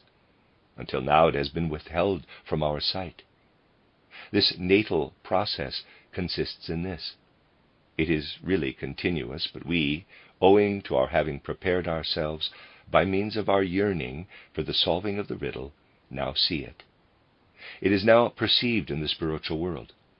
The aspirants know this. Thus they do not say, "Now a being is born," but rather, "From the being with whom you have united yourselves, ever since primordial times, a being has always been born. But now the process of the being's birth and the being itself who is born are perceptible to you." What I have now pictured to you, as far as it can be done in the words of our language, is that to which the Hermes initiators led their pupils. And the feelings that I have just described, I might say with stammering words, for the things contain so much that the words of our tongue can express only in a stammering way. These feelings were the experiences of the so-called Egyptian Isis initiation. When the aspirants who were going through the Isis initiation had reached the farthest shore of existence, and had gazed upon the beings who build up the physical body and the etheric body, when they stood before the silent goddess, from whom warmth and light come forth for the innermost of the human soul, they said to themselves, quote, "That is Isis, that is the mute and silent goddess, whose countenance can be unveiled to none who see only with mortal eyes, but only to those who have worked themselves through to the shores which have been described, so that they can see with those eyes which go from incarnation to incarnation, and are no longer mortal. For an impenetrable veil hides the form of Isis from mortal eyes." Close quote. When the aspirants had thus gazed upon Isis, and had experienced in their souls the feeling described, they understood what has been described as, in quotes, the birth. What was this birth? They understood that it can be designated as, quote, the resounding through all space of the music of the spheres, close quote, and as the merging of the tones of this music of the spheres with the creative cosmic word, the word that permeates space and pours into the beings everything that has to be so poured into them, as the soul has to be poured into the physical and etheric bodies, after passing through the life between death and a new birth. Everything that has to be thus poured out from the spiritual world into the physical world, so that what is poured out acquires the inward character of soul, is poured in from the harmony of the spheres, resounding through space. The harmony of the spheres gradually assumes such a form that through the inner significance it expresses, it can be understood as the cosmic word, the word which ensouls the beings that are vitalized by the forces of warmth and light that pour into those bodies arising from the divine forces and beings perceived with the vision already attained. Thus did the aspirants look into the world of the harmony of the spheres, the world of the cosmic word. Thus did they look into the world that is the veritable home of the human soul during the time between death and a new birth. What is hidden deep in human physical earthly existence, but lives within death and a new birth, is the splendor of the light and warmth, what deeply veils itself in the physical world, as the world of the harmony of the spheres and the cosmic word, was experienced in the Hermes initiation as coming to birth from Isis. There Isis stands before the aspirant, Isis herself on the one side, and on the other side the being she has borne, of whom one must speak as cosmic tones and the cosmic word. The aspirants feel themselves in the company of Isis and of the cosmic word born of her. This cosmic word is, in the first place, the appearing of Osiris. Quote, Isis in association with Osiris, close quote. Thus do they appear before direct vision. For in the very oldest Egyptian initiation it was said that Osiris was at the same time spouse and son of Isis. And in the older Egyptian initiation, the essential thing was that the aspirants, through this initiation, experienced the mysteries of the life of soul, which remains united with us during the period between death and a new birth. Through the union with Osiris, it was possible to recognize ourselves in our deeper significance as human. So it was brought to pass that the Egyptian initiates met the cosmic word and the cosmic tones as the elucidators of their own being in the spiritual world. But that was only up to a certain point of time in the ancient Egyptian period. After that it ceased.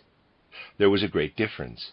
This is shown also by the Akashic records, when one looks back into ancient times, between the experiences of the Egyptian initiates in the ancient Egyptian temples and what they experienced later on. Let us bring before our souls what the initiates experienced in these later times. They could still be led through the vast spaces of the universe to the confines of existence. There they could meet with all the beings who build up the human physical and etheric bodies. There they could approach the shores of being, and could have the vision of the mute, silent Isis. There they could apprehend in her the cosmic warmth which contains the forces that lead from death to a new birth. There they could also become acquainted with the light which illumines the soul between death and a new birth, and the longing arose to hear the cosmic word and the cosmic harmony. Longing lived in their souls when it united itself with the silent Isis. But the goddess remained mute. In that later age, no Osiris could be born, no cosmic harmony resounded, no cosmic word expounded, but now showed itself only as cosmic warmth and cosmic light. And the soul of the aspirant could not have expressed these experiences otherwise than by saying something like the following, quote, Thus, O goddess, do I look up in grief to you, tormented by the thirst for knowledge, the yearning for knowledge, and you remain silent and speechless toward the tormented and sorrow-laden soul. And this soul, because it cannot understand itself, seems to itself as though extinguished, as if it must lose its very existence. Close quote. And through her mourning countenance, the goddess expressed her powerlessness to bring forth the cosmic word and the cosmic harmony. The aspirants saw in her that she had been deprived of the power to bring forth Osiris and to have him at her side, Osiris as son and spouse. They felt that Osiris had been torn from Isis. Those who went through this initiation and came back into the physical world had a serious but resigned worldview. They knew her, the holy Isis, but they felt themselves to be, quote, children of the widow, close quote. The point of time between the old initiation, wherein one was able to experience the birth of Osiris in those ancient Egyptian mysteries, and that wherein one met only the mute mourning Isis, and could become a child of the widow in the Egyptian mysteries, the point of time which separates these two phases of the Egyptian initiation, when was it? It was the time in which Moses lived. For the karma of Egypt was fulfilled in such a way that not only was Moses initiated into the mysteries of Egypt, but he took them with him. When he led his people out of Egypt, he took with him the part of the Egyptian initiation which added the initiation of Osiris to the mourning Isis as she later became. Such was the transition from the Egyptian civilization to that of the Tanakh, or Old Testament. Truly, Moses had carried away the secret of Osiris, the secret of the cosmic word. And if he had not left behind the powerless Isis, there could not have resounded for him, in the way that he had to understand it for the sake of his people, that great significant saying, quote, "I am the I am," close quote, Ege Asher Ege. So was the Egyptian mystery carried over to the ancient Hebrew mystery. We have tried now to show, using such words as are available for these matters, what the experiences were like in the mysteries of Zarathustra and of Egypt. These things do not lend themselves to intellectual presentation. The essential point is that the soul goes through experiences corresponding to what I have endeavored to describe.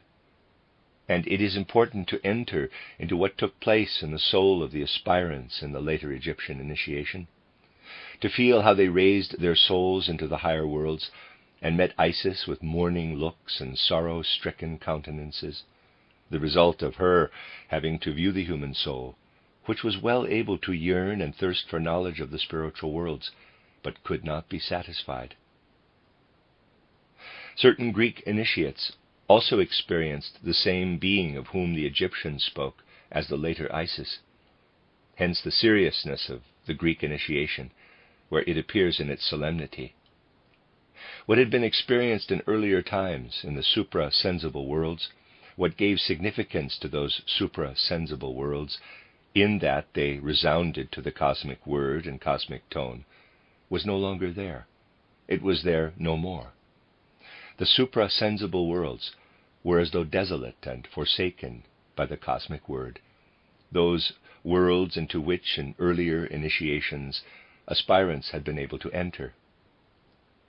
The Zarathustrian initiates could still feel satisfied when in these worlds they encountered the beings already described, for they felt themselves fulfilled by the cosmic light, which they perceived as Ahura Mazda.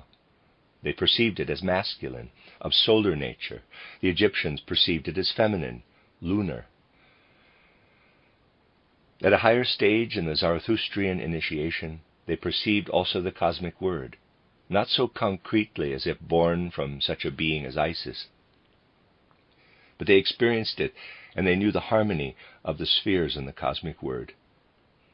In the later Egyptian time, and also in other lands during this late Egyptian time, when aspirants raised themselves into the higher worlds, their feelings were quite similar to those of present-day individuals, as described at the beginning of the present lecture.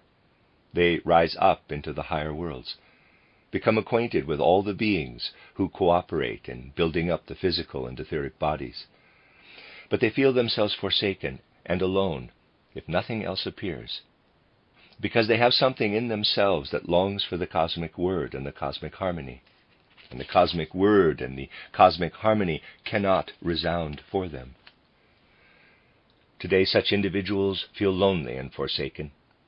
In the later Egyptian age, they did not only feel forsaken and desolate, but if they were true children of the widow, and were out of the physical and etheric bodies and in the spiritual worlds, they felt themselves as human souls in such a way that they were constrained to clothe their feelings in the words, "The God is preparing to leave the worlds which you have always trodden when you felt the cosmic word.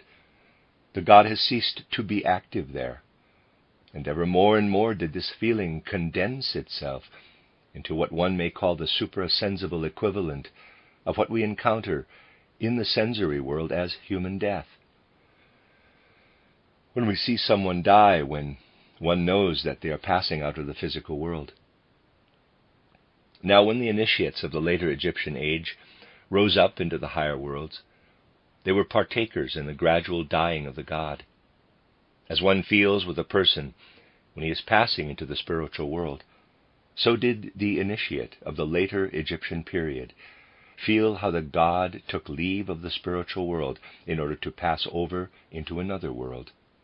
This was the significant and remarkable part of the later Egyptian initiation. That when the aspirant raised his life into the spiritual worlds, it was not into rapture and bliss, but in order to partake in the gradual passing away of a god who was present in these higher worlds as cosmic word and cosmic harmony. Out of this frame of mind there gradually condensed the myth of Osiris, who was torn away from Isis and conveyed to Asia, and for whom Isis mourned. With this lecture we have placed ourselves on one bank of the stream, which separates the evolution of humanity into two parts. We have come from the direction of this evolution as far as the bank. We stand upon it. And what this standing signifies has been brought home to us through the frame of mind of the later Egyptian initiate, the child of the widow, who was initiated in order to experience mourning and resignation. It will now be our task in the boat of anthroposophy to cross the stream that separates the two shores of human evolution. In the last lecture we shall see what is on the other shore, when we push off our boat from the place where we have experienced the mourning for the god who is dying in the heavens, when we leave that place in order to traverse the stream and arrive at the other bank. When the boat of anthroposophy has carried us across, with the remembrance that we have previously experienced the dying of a god in the heavens, we shall see what presents itself to our view on the other side. The end of Lecture 3. You are listening to RudolfSteinerAudio.com. As well, you can hear these podcasts at RudolfSteiner.podbean.com. Please consider becoming a patron. As well, there are two publishing houses, SteinerBooks.org in America and RudolfSteinerPress.com in England, which are the sole publishers of Steiner into English and have given me permission to do these recordings. Please consider patronizing them as well. This is a reading of a small cycle of lectures by Rudolf Steiner, Collected Works, Volume 144. 4 lectures. I'm on the last one. It's entitled The Mysteries. The book is entitled The Mysteries of Initiation, From Isis to the Holy Grail, translated by Charles Davy, and this is the last lecture. Lecture 4, given in Berlin on the 7th of February, 1913. In the last lecture, we spoke of the experiences of a human soul in relation to the principles of the mysteries of ancient times, the Eastern and Egyptian mysteries. In a certain sense, this brought us to the last step in the stages of initiation. For in the first lecture we described as characteristic of the nature of all mysteries these 4 steps: approach to the boundary of death, becoming acquainted with the life of the elementary world, beholding the sun at midnight, standing before the upper and lower gods. This standing before the upper and lower gods comes about when the aspirant has to apprehend the forces which rule everything that belongs to the human physical, the part which remains behind in sleep as physical and etheric bodies. Here we have to do with the lower gods in the widest sense of the word. We have to speak of the upper gods in relation to all the forces that are concerned with our innermost being, with what passes through various incarnations, the ego and the astral body. In the preceding lecture, I was able to describe the experiences of modern individuals acquainted with the nature of the mysteries, when they look back in the Akashic record at the experiences undergone by human souls within the mysteries of ancient times. We had to point to the tragic impression made on Egyptian souls when, in the course of their initiation, they came face to face with the changes that had affected the cosmic power known as Isis in the Egyptian mysteries. From the Osiris legend, we learn that the spouse of Isis was overcome by the enemy and torn away from her. But we have also come to know the results in the higher worlds of this changed situation in the life of Isis. The soul that in later Egyptian times had raised itself into spiritual worlds became a participant in the fate of Osiris, the god who was dying to the higher worlds and descending into the earthly region, for that is how it was experienced. It is extraordinarily difficult to speak in ideas and concepts concerning the further development of this, in quotes, fate of gods. But since we have become accustomed to import pictures as a help in connection with the most intimate things of the higher worlds, where our ordinary speech, which has already become so secular, fails us, let us express in a readily understandable picture something that is to form, as it were, the leitmotif of the exposition to be given today. Let us enter into the tragic mood of those about to be initiated during the Egyptian epoch. We transpose ourselves into this mood and find that it originated from experiences that aspirants could express only by saying to themselves, quote, "Formerly, when I entered the spiritual worlds, I found Osiris permeating cosmic space with the creative word and its meaning, which represent the fundamental forces of all being and development. Now, the word has become mute and silent. The god who was called Osiris has forsaken these realms. He is preparing to penetrate into other regions. He has descended into the region of the earth in order to enter into the souls of human beings." Close quote. The being who had been known spiritually to human souls in earlier days first became manifest in physical life when Moses heard in the physical world the voice that in earlier ages had been heard only in the spiritual worlds, quote, "Ege Asher Ege," close quote. I am the I am who was and is and will be. Then this being, who as the creative word had gradually become lost to the experience of the candidate for initiation, transferred his life into the region of the earth, so that he could gradually come to life again in the souls of earthly humans.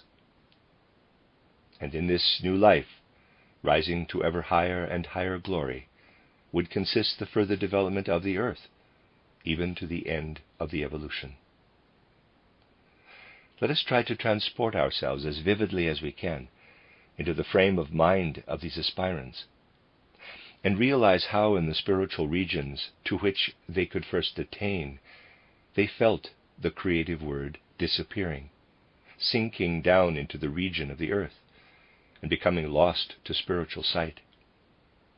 Let us follow the evolution of the earth, and we shall see that for spiritual sight, this creative word now goes forward somewhat as a stream that has been on the surface and then disappears for a certain time below the earth's surface in order to reappear later at another place.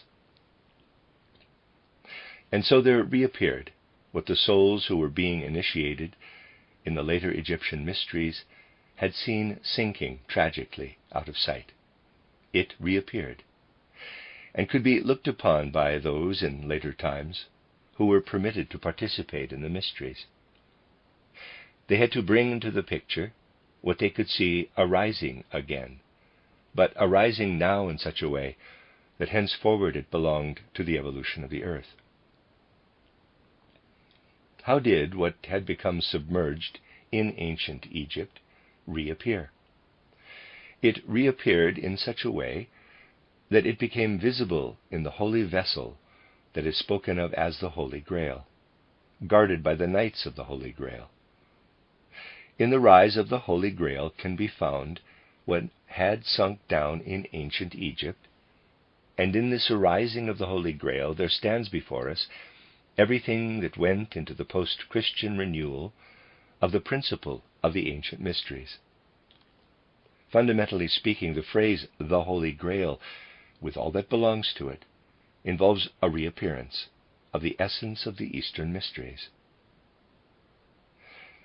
Everything that appears at a certain time in the evolution of humanity, in order to bring this evolution forward, must include a kind of repetition of what has gone before. In every later epoch, the earlier experiences of humanity must appear again, but in a fresh form. We know that in the third post-Atlantean epoch, the emphasis was on the sentient soul. In the fourth, the Greco-Latin epoch, it was on the intellectual soul. And the development of the consciousness soul is the special task of our own epoch, the fifth. For the candidate for initiation, all these things are important, because in a given epoch, the most important forces of initiation must proceed from the psychic member that is specially connected with that epoch. Thus the Egyptian initiation was connected with the sentient soul, the Greco-Latin initiation with the intellectual soul, and the initiation of the fifth post-Atlantean culture epoch must be connected with the consciousness soul. But at the dawn of this fifth epoch, there must also be a repetition of what the initiates once underwent out of the forces of the sentient soul, and equally a repetition of what was undergone in the fourth post-Atlantean epoch. Then something is added, something new, that must come from the consciousness soul to provide supporting forces for the candidate. Hence the fifth post-Atlantean epoch, with its special emphasis on the arising of the new initiation, must have centers where there can be recalled to human souls the secrets poured into human evolution through the Egypto-Chaldean soul, and the secrets poured out in the fourth post-Atlantean epoch, the Greco-Latin time, during which the mystery of Golgotha took place. And to that must be added a new element. As in earlier ages, so also in this later age, that which was enacted in the depths of the mysteries finds expression in the most varied legends, and these correspond more or less closely to secrets in which the human soul has participated. Hence it was necessary that the secrets of the Egypto-Chaldean period should appear as a kind of repetition before the souls of the fifth epoch. They were secrets related to the cosmos, to the inpouring of the forces of the zodiac and of the planets, but particularly to the secrets connected with the cooperation of the sun and moon, and to the shifting influences of the sun and moon as they pass through the signs of the zodiac. I am speaking of the apparent movements because they sufficiently characterize the processes involved. But there had to be a difference between the way in which these secrets had emerged in the third epoch and the way in which they were presented in the fifth epoch. Everything now had to work right into the consciousness soul, into that which makes for and constitutes human personality. This took place in a quite special way, through the fact that those inspiring forces that were seen when, in the third epoch, souls were transported into spiritual regions of the cosmos, and which simultaneously streamed out of cosmic space into the earth. During the fifth epoch, these forces inspired certain individuals. In the dawn of the fifth epoch, accordingly, there were persons who, not exactly through their training, but through certain mysterious processes, became the instruments, the vehicles of cosmic influences issuing from the sun and moon during their passage through the signs of the zodiac. The secrets that could then be won for the human soul through these individuals were a repetition of what had once been experienced through the sentient soul. And the persons who expressed the transit of the cosmic forces through the signs of the zodiac were called, quote, the Knights of King Arthur's Round Table, close quote. 12 in number. They had around them a band of other men, but they were the principal knights. The others represented the starry host, into whom flowed the inspirations which were more distantly distributed in cosmic space. and into the 12 nights flowed the inspirations from the 12 directions of the zodiac. The inspirations which came from the spiritual forces of the sun and moon were represented by King Arthur and his wife Guinevere. Thus in King Arthur's Round Table we have the humanized cosmos. What we may call the exalted pedagogical school for the sentient soul of the West proceeded from King Arthur's Round Table. Hence we are told, and the legend here refers in pictures of external facts to inner mysteries that were taking place at the dawn of that epoch in the human soul, how the knights of King Arthur's Round Table journeyed far and wide and slew monsters and giants. These external pictures point to the endeavors of human souls, who were to make progress in refining and purifying those forces of the astral body, which express themselves for the seer in pictures of monsters, giants, and the like. Everything that the sentient soul was to experience through the later mysteries is bound up with the pictorial concepts of King Arthur's Round Table. What the intellectuals were to experience in this later time has in turn found legendary form in the saga of the Holy Grail. Everything that had to be recapitulated from the epoch in which the mystery of Golgotha took place was concentrated in the influences that streamed forth from the secrets of the Holy Grail. And these influences could work on the intellectual soul in persons who had gained understanding of the Holy Grail and wished to understand their own epoch.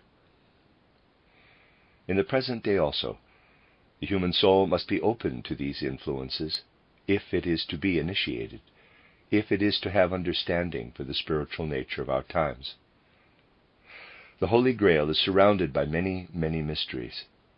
Today, naturally, we can give only a sketchy outline of these mysteries, but it may provide a starting point for more detailed studies that may one day be undertaken regarding these mysteries of the Holy Grail.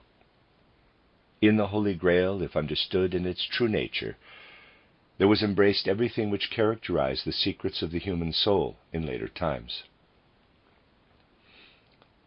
Let us take the initiates of later times, when, having freed their ego and astral body from their physical and etheric bodies and come forth from them, they looked down at them from outside, and let us picture what they saw in them.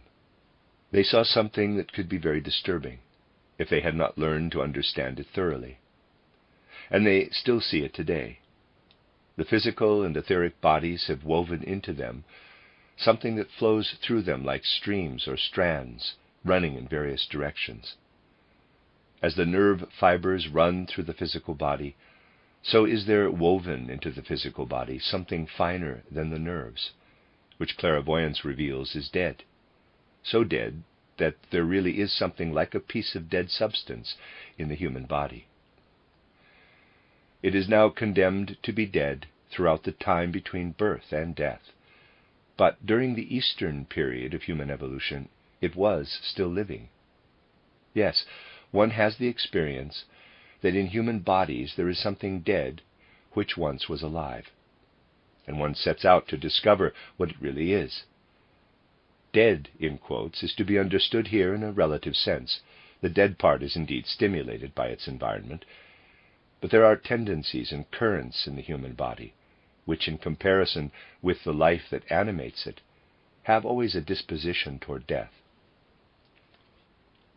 We investigate how this has come about, and we find that the origin of it is as follows. Once in ancient times, human souls possessed a certain faculty of clairvoyance, and in the latter part of the Egypto-Chaldean civilization, this clairvoyance still existed to such a degree that when we gazed into the starry heavens, we saw not merely the physical stars, but also the spiritual beings united with them. And so, when in the intermediate state between waking and sleeping, the human soul looked out into the universe and saw something spiritual, the impression received was different from the impressions made upon the human soul today, when people study science in the modern way, or are living mostly in the ordinary consciousness of the times. But all the souls living and embodied today were also incarnated in the Egypto-Chaldean epoch. All the souls present here today once looked out from their bodies into starry space, took part in the spiritual life of the universe, and received its impressions. This sank into our souls and became an intrinsic part of them. All the souls of today once looked out into the universe and received spiritual impressions in the same way as they now receive impressions of colors and sounds. It is all there still, in the depth of our souls, and the souls created their bodies in accordance with it. But our souls have lost remembrance of it. For modern consciousness, it is no longer present in human souls, and that which corresponds to the old catabolic forces which the souls used to receive cannot now build upon the body, with the result that the corresponding part of the physical and etheric bodies remains lifeless. If nothing else were to intervene, if we went on living merely with those sciences which are concerned with the outer physical world, then we would deteriorate more and more, because our souls have forgotten those former impressions of the spiritual world, which go with the vivifying and building up of the physical and etheric bodies.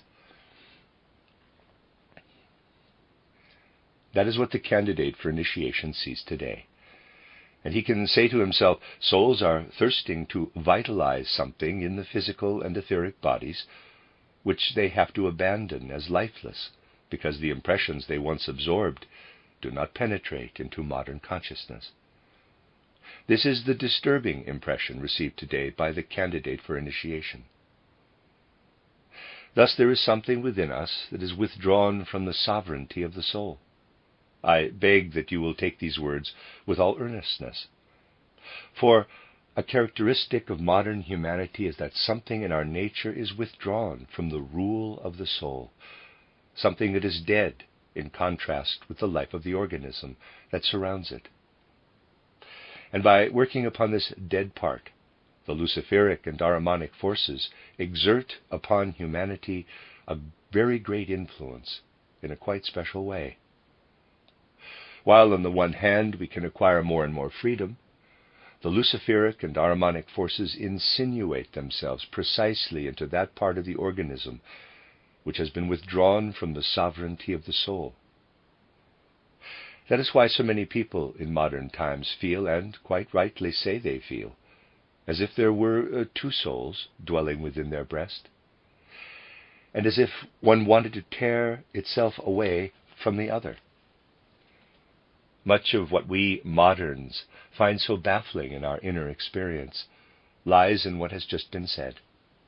The Holy Grail was and is nothing else than what can so nurture the living portion of the soul that it can become master of the dead part.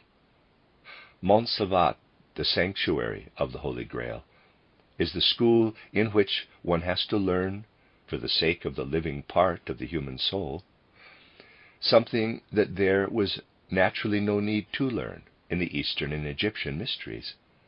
One needs to learn what has to be poured into the still living part of the soul in order to become master of the part of the physical body that has died, and the part of the soul that has become unconscious.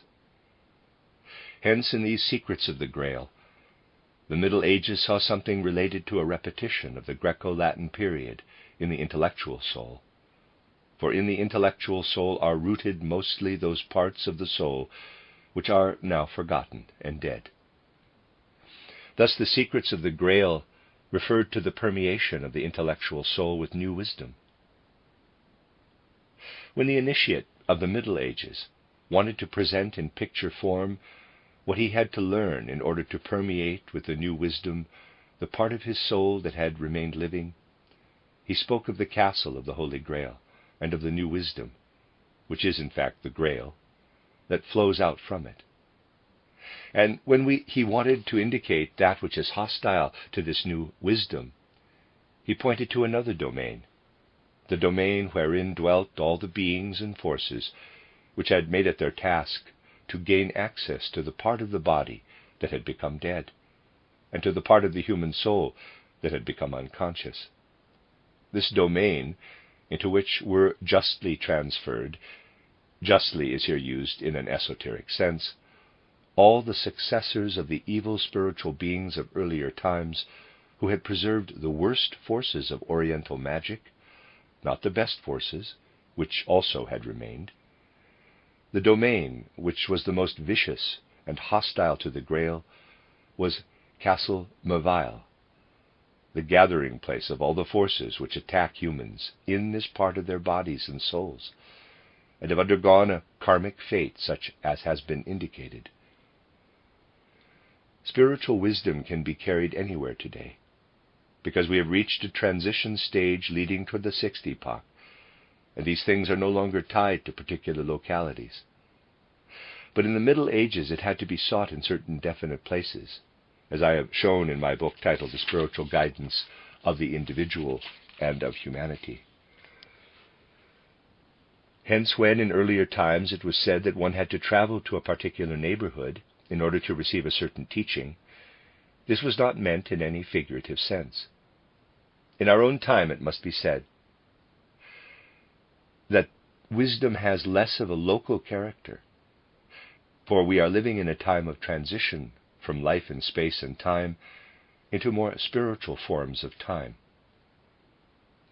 Whereas it has been said that the castle of the Grail is situated in Western Europe, the stronghold of hostility to the Grail must be located in another place, a place where, on account of certain spiritual forces there, a person can have just as great and powerful and good an impression as he can have also of its opposite, through other forces, which have remained there to this present time, like an akashic after-effect, from those opponents of the Grail of whom we have been speaking.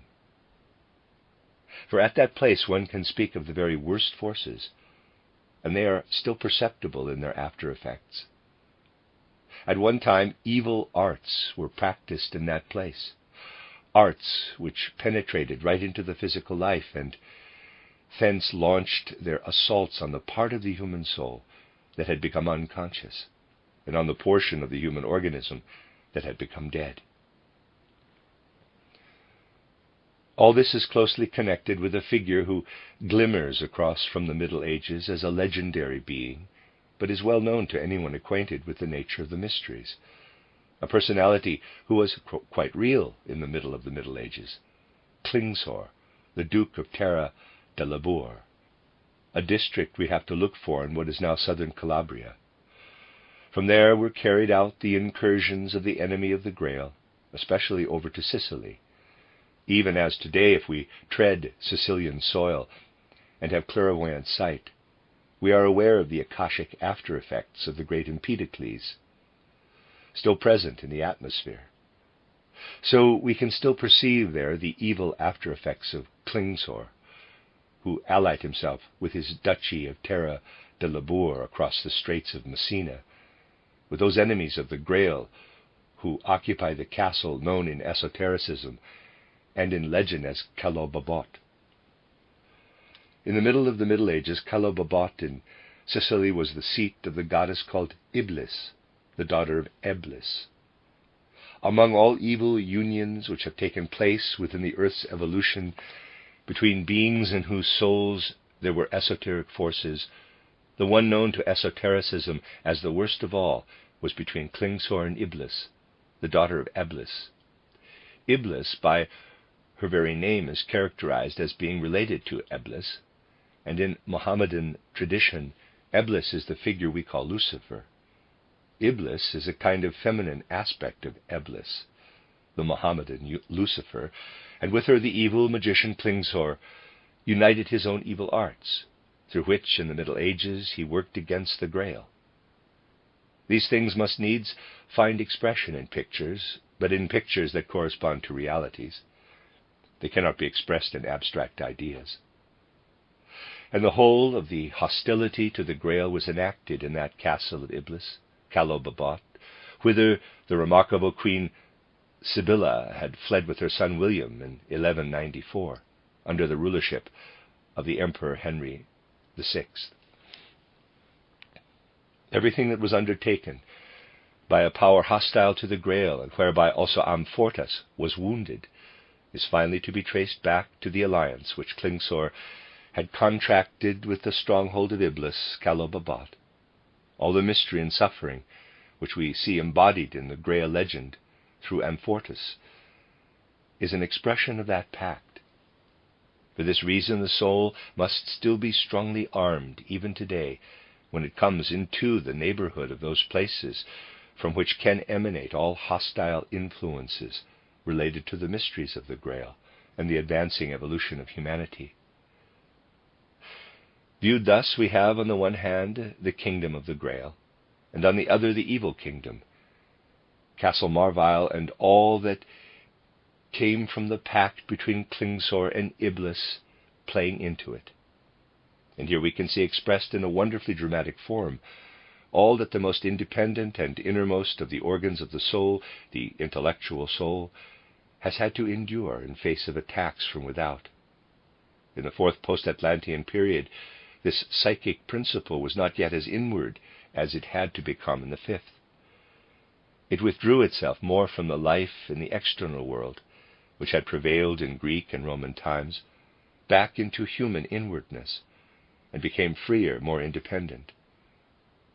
But on that account, for reasons already given, it was much more open to attack by all the powers than it had been in the Greco-Latin epoch.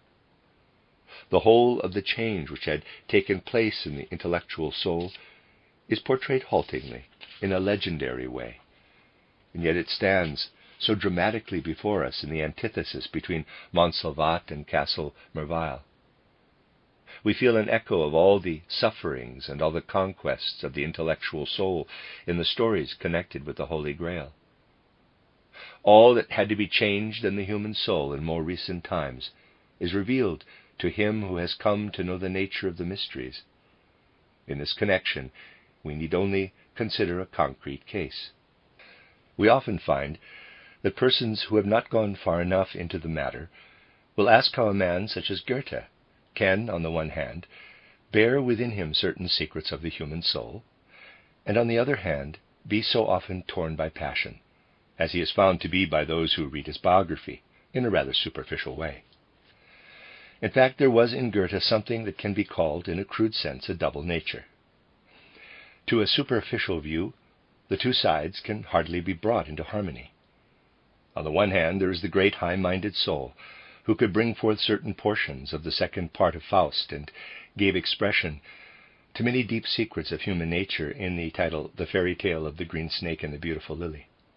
And one would like to forget everything one knows from biographies of Goethe, and pay homage only to the soul who is capable of such achievements. On the other side, there appears in Goethe, tormenting him and often causing him pangs of conscience, his other nature, quote, human, all too human, close quote, in many respects. In earlier times, the two human natures were not so widely separate in their development. They could not diverge in this way. A person with a biography comparable with Goethe's could not rise to such heights as are revealed in certain passages of the second part of Faust, or in the title The Fairy Tale of the Green Snake and the Beautiful Lily, and at the same time be so divided in his soul. That was not possible in earlier times. It has become possible only in later days, because there now exists in human nature something we have already spoken of, the part of the soul that has become unconscious, and the part of the organism that has died. The part that has remained alive can be so elevated and purified that the impulse which leads on to the title The Fairy Tale of the Green Snake and the Beautiful Lily can be nurtured there, while the other part may remain exposed to the attacks of the outer world. And because the forces described are able to make their abode there, circumstances may arise in which there is very little agreement with the higher ego of the person. It should be understood that the soul living in Goethe had once belonged to an Egyptian initiate, and had then lived in Greece as a sculptor and a disciple of philosophy. Then between this Greek incarnation and the one as Goethe, there comes an incarnation, probably only one, which I have not yet been able to find.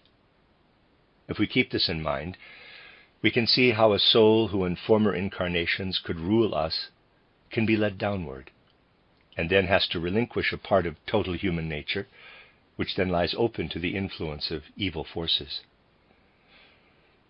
That is what is mysterious and so hard to understand in a nature such as Goethe's. But by the same token, it brings to light many hidden aspects of the human soul in modern times.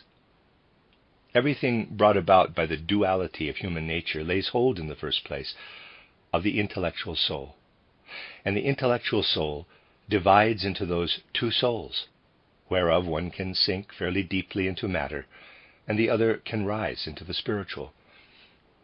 Thus, in the Knights of King Arthur's Round Table, we are presented with a repetition of all that the candidate for initiation had in a certain sense to experience through the sentient soul. In all that was grouped around the Holy Grail, we are shown what can be experienced in modern times by the intellectual soul.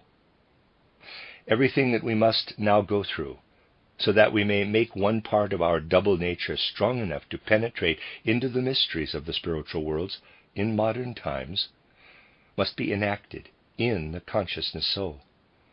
This is the new thing that has to be added. And that which has to be enacted in the consciousness soul is crystallized in the figure of Parsifal. All the legends connected with King Arthur and the Round Table represent the repetition of the experiences of earlier ages in the sentient soul.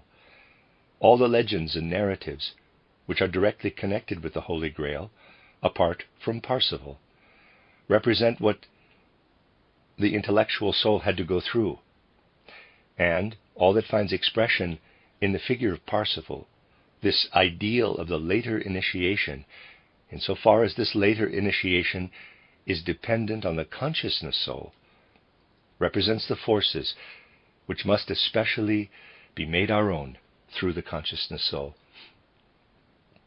So the interaction of the three members of the soul in modern humanity is presented in a threefold legendary form. And just as we can discern deep secrets of the human soul in old legends, so can we now also sense in them deep secrets of the mysteries of the modern age.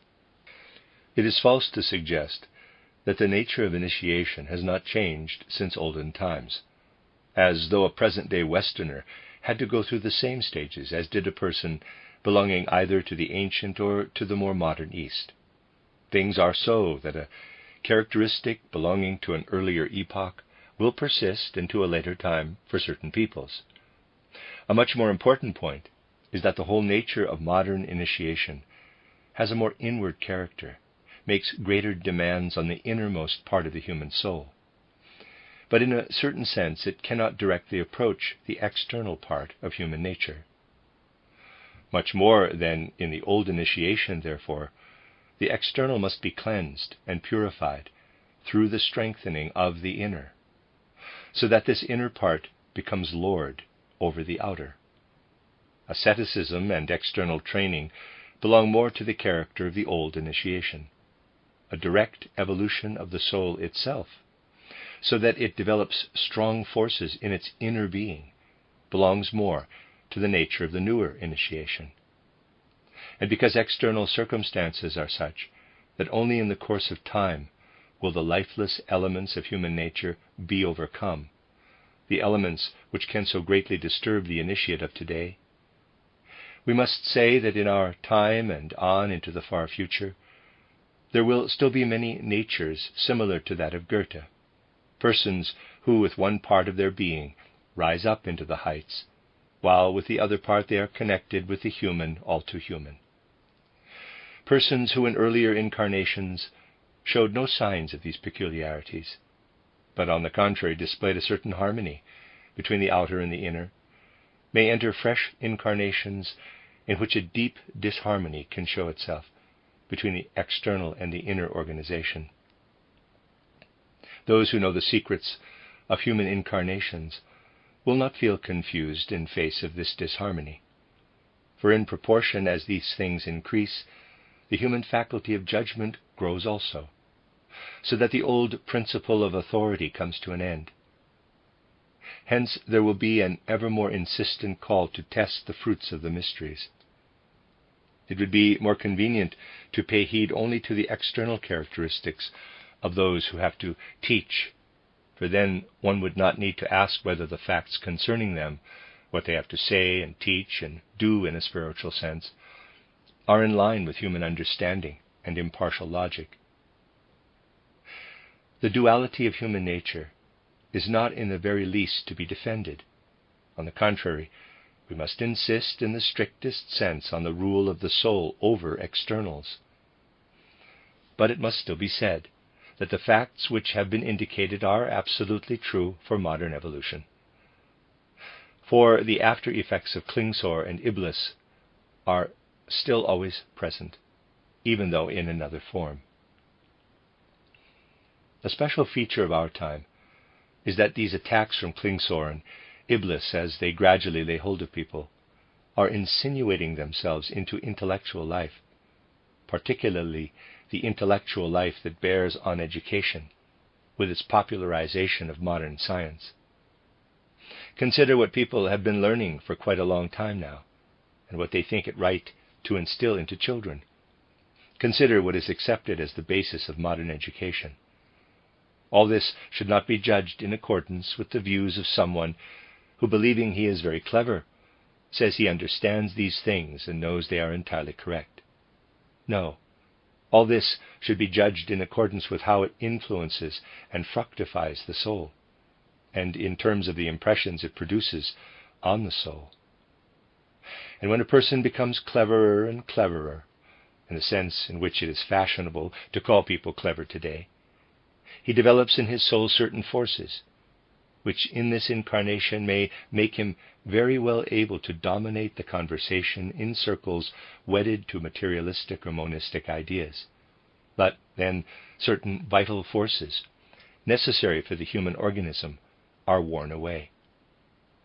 And when such a person has taken into himself only these typical dregs of modern education, in his next incarnation he will lack the forces that are required for properly building up the human organism.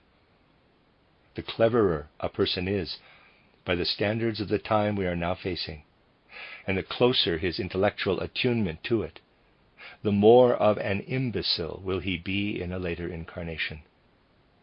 For those categories and concepts which relate only to the sense-perceptible outer world and to the ideas which hold it together, these concepts set up in the soul a configuration which may be ever so fine intellectually, but lacks the force to work intensively on the brain and to make use of it, and to be unable, while in the physical body, to make use of the brain is to be an imbecile. If it were true, as the materialists maintain, that the brain does the thinking, then one could certainly give them some comfort. But this is as false as the assertion that the speech center has formed itself. It has acquired its form through human beings having learned to speak, and so the speech center is the result of speech. Similarly, all cerebral activity, even in the historical past, is the result of thinking, not the other way about. The brain is plastically molded through thinking. If only such thoughts are developed as are customary today, if the thoughts are not permeated by the wisdom of the Spirit, then the souls occupied with thinking only about material things will find in later incarnations that they are unable to use their brains properly. The forces of their brains will be too weak to lay hold of things. A soul which is occupied today merely with calculating debit and credit, let us say, or with the usages of commercial and industrial life, or absorbs only the ideas of materialistic science, is filling itself with mental pictures which in later incarnations gradually darken the consciousness, because the brain would be an unformed mass, as today in cases of softening of the brain, and so no longer capable of being seized by the forces of thinking. Hence, for anyone who looks into these deeper forces of human evolution, everything that can live in the soul must be permeated by a spiritual comprehension of the world. So in this modern time, human nature may still be twofold. The forces belonging in particular to the consciousness soul must be infused with inner spiritual knowledge. Man must overcome the two regions through which Parsifal went. He must overcome, quote, apathy and doubt, close quote, in his own soul. For if he were to carry apathy and doubt with him over to a later incarnation, he would not make a success of it. Man must come to have knowledge of the spiritual worlds. Only through the fact that life widens out in the human soul, the life called Selde by Wolfram von Eschenbach, the very life that pours out spiritual knowledge over the consciousness soul. Only by this means can human psychic development advance fruitfully from the fifth epoch onward into the sixth. These are among the fruits of the newer mysteries. They are the important and significant results which must be drawn from these mysteries, which are an after effect of the Grail mystery. But unlike all ancient mystery wisdom, they can be understood by the generality of people. For gradually the unconscious and dead forces of the soul and of the organism must be overcome through a strong permeation of the consciousness soul with spiritual knowledge. That is, with a knowledge that has been understood and grasped spiritually, not a knowledge built up on authority. Even such things as have been said in these lectures, if a person takes into account all that modern knowledge and education are able to give, can, when they are heard, be thoroughly understood and grasped, though they can be discovered only by one who gets to know the mysteries through clairvoyant sight. And they should be most thoroughly grasped. Now it may perhaps be true of many modern people who are striving to attain to higher worlds, that in the shape of their outer lives, something will still be visible of the human, all too human, or of his efforts to raise himself out of it. Yes, it may well be that the fool's motley is still discernible through the raiment of the spiritual, as with Parsifal. But that is not the point. What matters is that there should be present in the soul the impulse toward spiritual knowledge, spiritual understanding, that impulse which is inextinguishable in Parsifal, and brings him at last, in spite of everything, to the castle of the Holy Grail. In the whole picture drawn of Parsifal, if rightly understood, we can find all the different methods of training the consciousness soul which are necessary to evoke from it the right effects, so that the person can gain control of the forces which whirl in confusion and strive against one another in the intellectual soul. The more present-day individuals look into themselves and try to exercise honest self-knowledge, the more will they find how conflict is raging in their souls. It is a conflict within the intellectual soul. For self-knowledge is a harder thing than many people suppose, and it will indeed become more and more difficult. Someone tries to acquire self-knowledge, but even if he is able to discipline himself in many respects and to build up his character, he will very often notice at critical moments how in his innermost depths the most deeply hidden passions and forces are raging, and how they tear apart the domain of the intellectual soul. And how is it with moderns who devote themselves seriously to knowledge and the pursuit of knowledge? The difficulties of the inner life may perhaps never dawn on people who believe that real knowledge is to be found in external scientific work and its fruits. But anyone who takes the search for knowledge seriously and from worthy motives will be in a different situation once they look with real insight into their inner being. They seek in this or that field of knowledge, seek, and seek also in life to come to terms with the diverse aspects of human living. After searching for a while, they think they know something, and then they search further. And the more they search with the means normally available today, the more do they feel themselves torn into pieces, the more do they feel drawn into doubt.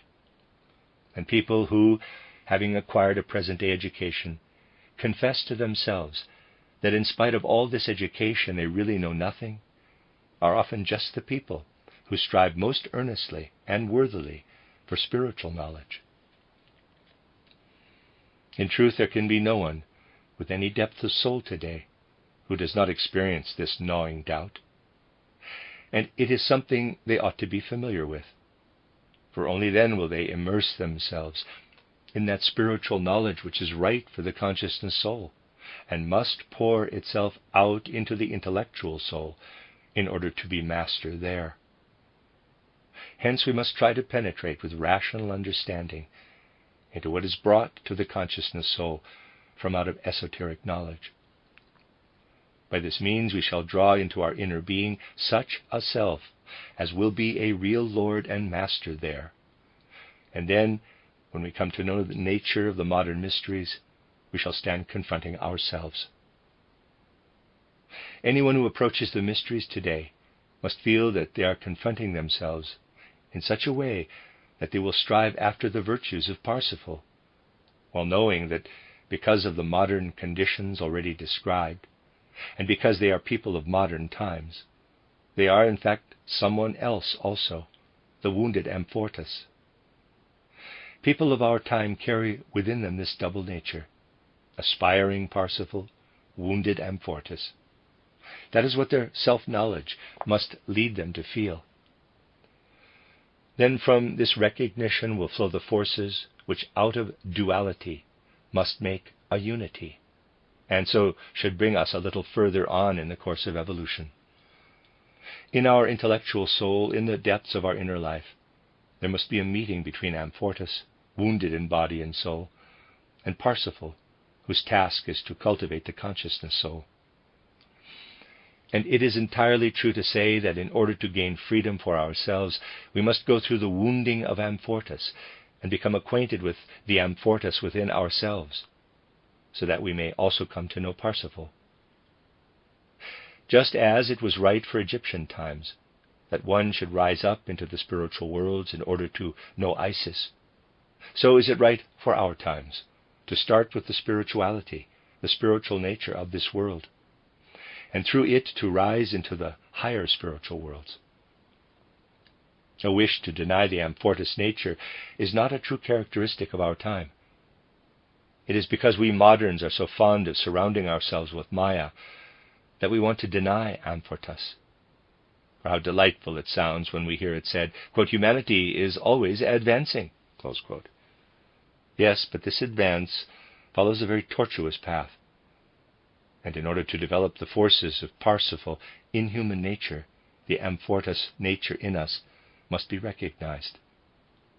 So, in this cycle of lectures, using legends from which I have tried to call forth pictures of deep processes of the soul, I have sought above all to lead your deeper premonitions, at least in some degree, toward the nature of the modern mysteries.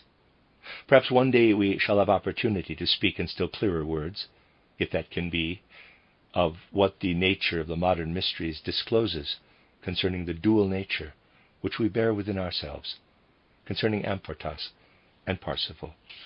The end of Lecture 4. All these lectures were translated by Charles Davy. This was Collected Works, Volume 144 by Dr. Rudolf Steiner. The Mysteries of Initiation, from Isis to the Holy Grail, 4 lectures, given in Berlin between the 3rd and the 7th of February, 1913.